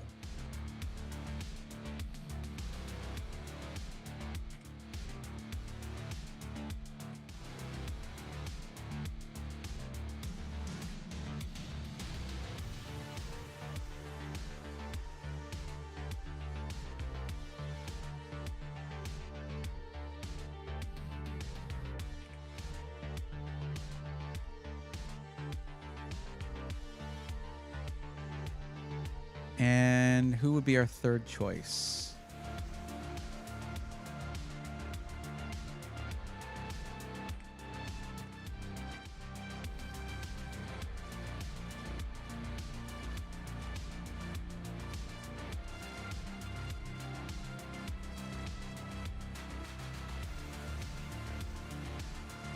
Okay, you guys actually get to decide who we're gonna raid out of 3 choices. So please to answer. So we'll be hanging out a little bit longer here while we figure that out. I'm so tired I can't sleep. Sit and drink penny royal tea. Is that like a sleepy time kind of tea? Apocalyptic. Have you ever talked to Northwest Repair? No, I've not. I sent my parts list in the link. I left some parts out since the desktop is that old. Well, we are coming to the end of our stream here, Xenon. Yeah, this was about the time to end it, but we'll be back on doing this again on Tuesday. I'm sorry about that, but it usually end around this time. Does watching both streams add to the revenue? Because I can certainly arrange that. Well, I mean, it's pennies because it's like if you see the ads, then you get the ads. But you're subscribed on Twitch, which means you don't get ads. So that does take away from ad revenue, but it doesn't matter because subscribing provides much more support than watching ads. I'm talking about Twitch subscribing. Subscribing on YouTube is free. They want the membership thing. I'm Horizon.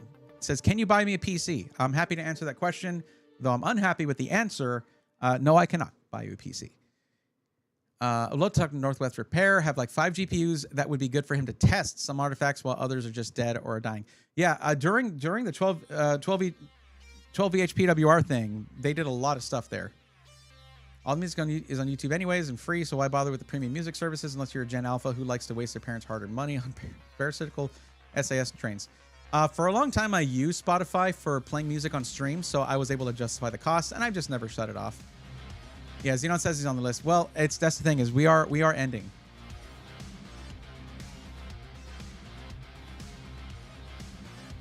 Well, it looks like most people are voting for manly reviews. Yeah, liking the stream on YouTube does help because it gets the stream in front of more people.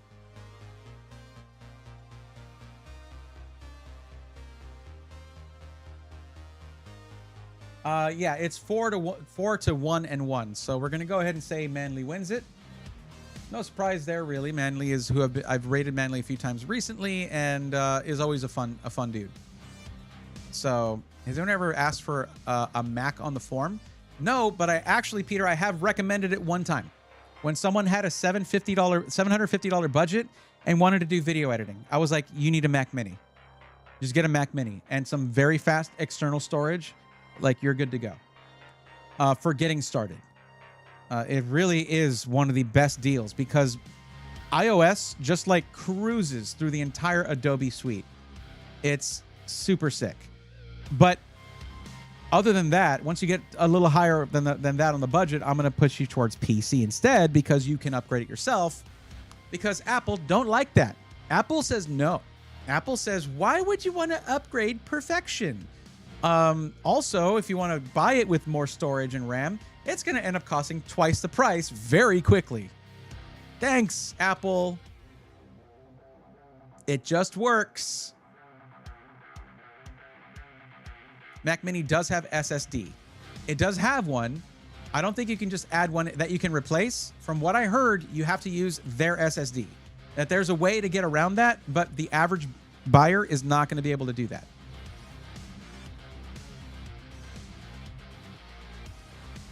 I hate to see all the hair inside my keyboard, but I don't own a cat or pets for that matter. Stop staring at me. It's okay. I have a beard. That's what happens.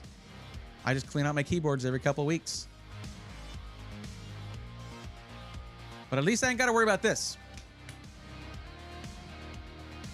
So fresh and so clean.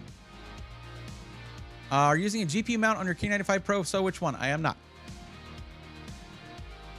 Apple storage and RAM upgrades cost like a kidney. They do. And they generally don't, you can't upgrade a Mac Mini in most ways. Like, I know storage, you can probably have them replace it, but yeah. The ways to add more storage on Apple is just insane. That's why I said fast external storage. It's all you need. Do you Macs have the storage soldered into the board? Thanks, Apple. Yeah. Some people have made it. Peter, that's what I'm talking about. Those some people are very tech savvy. The average Mac buyer is not gonna be, just like the average PC buyer is not tech savvy. That's why pre-builts make up the bulk of hardware sales per year. Okay, so we have our raid. We're gonna go ahead and do that. With apologies to Xenon and anyone else who is trying to get help right now. We are gonna be. I did not mean to close that window. Oops.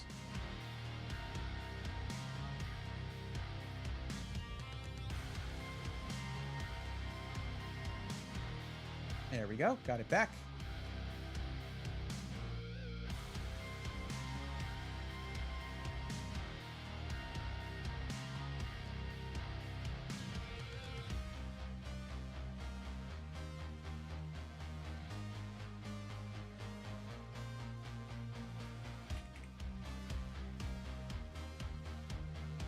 So I tried to include what. Oh my god. Oh my god, he has Leon. Okay, I'm not going to tell you what he's doing. This guy. The production value every time.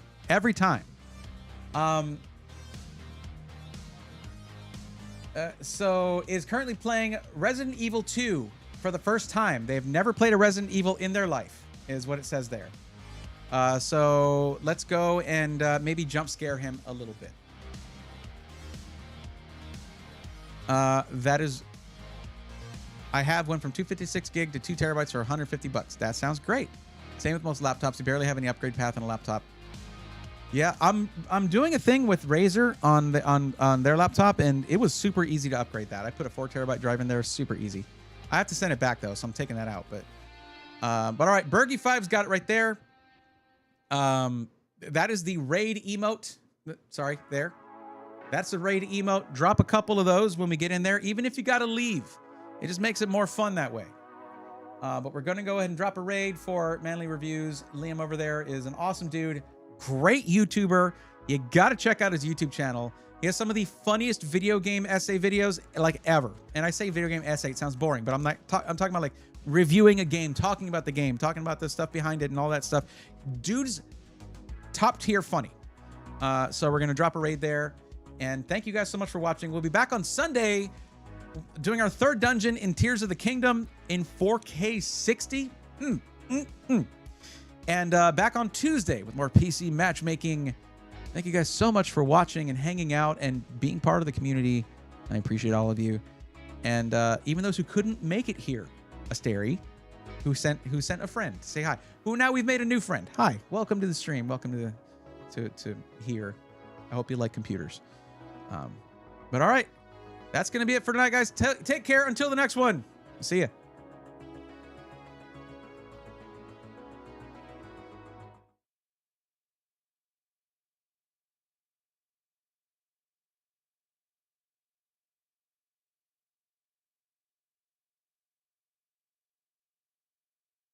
Hang on a second. Sorry, but my ending video, there was this update for this, and it has it to where every video is at 0 speed. There we go. All right, bye.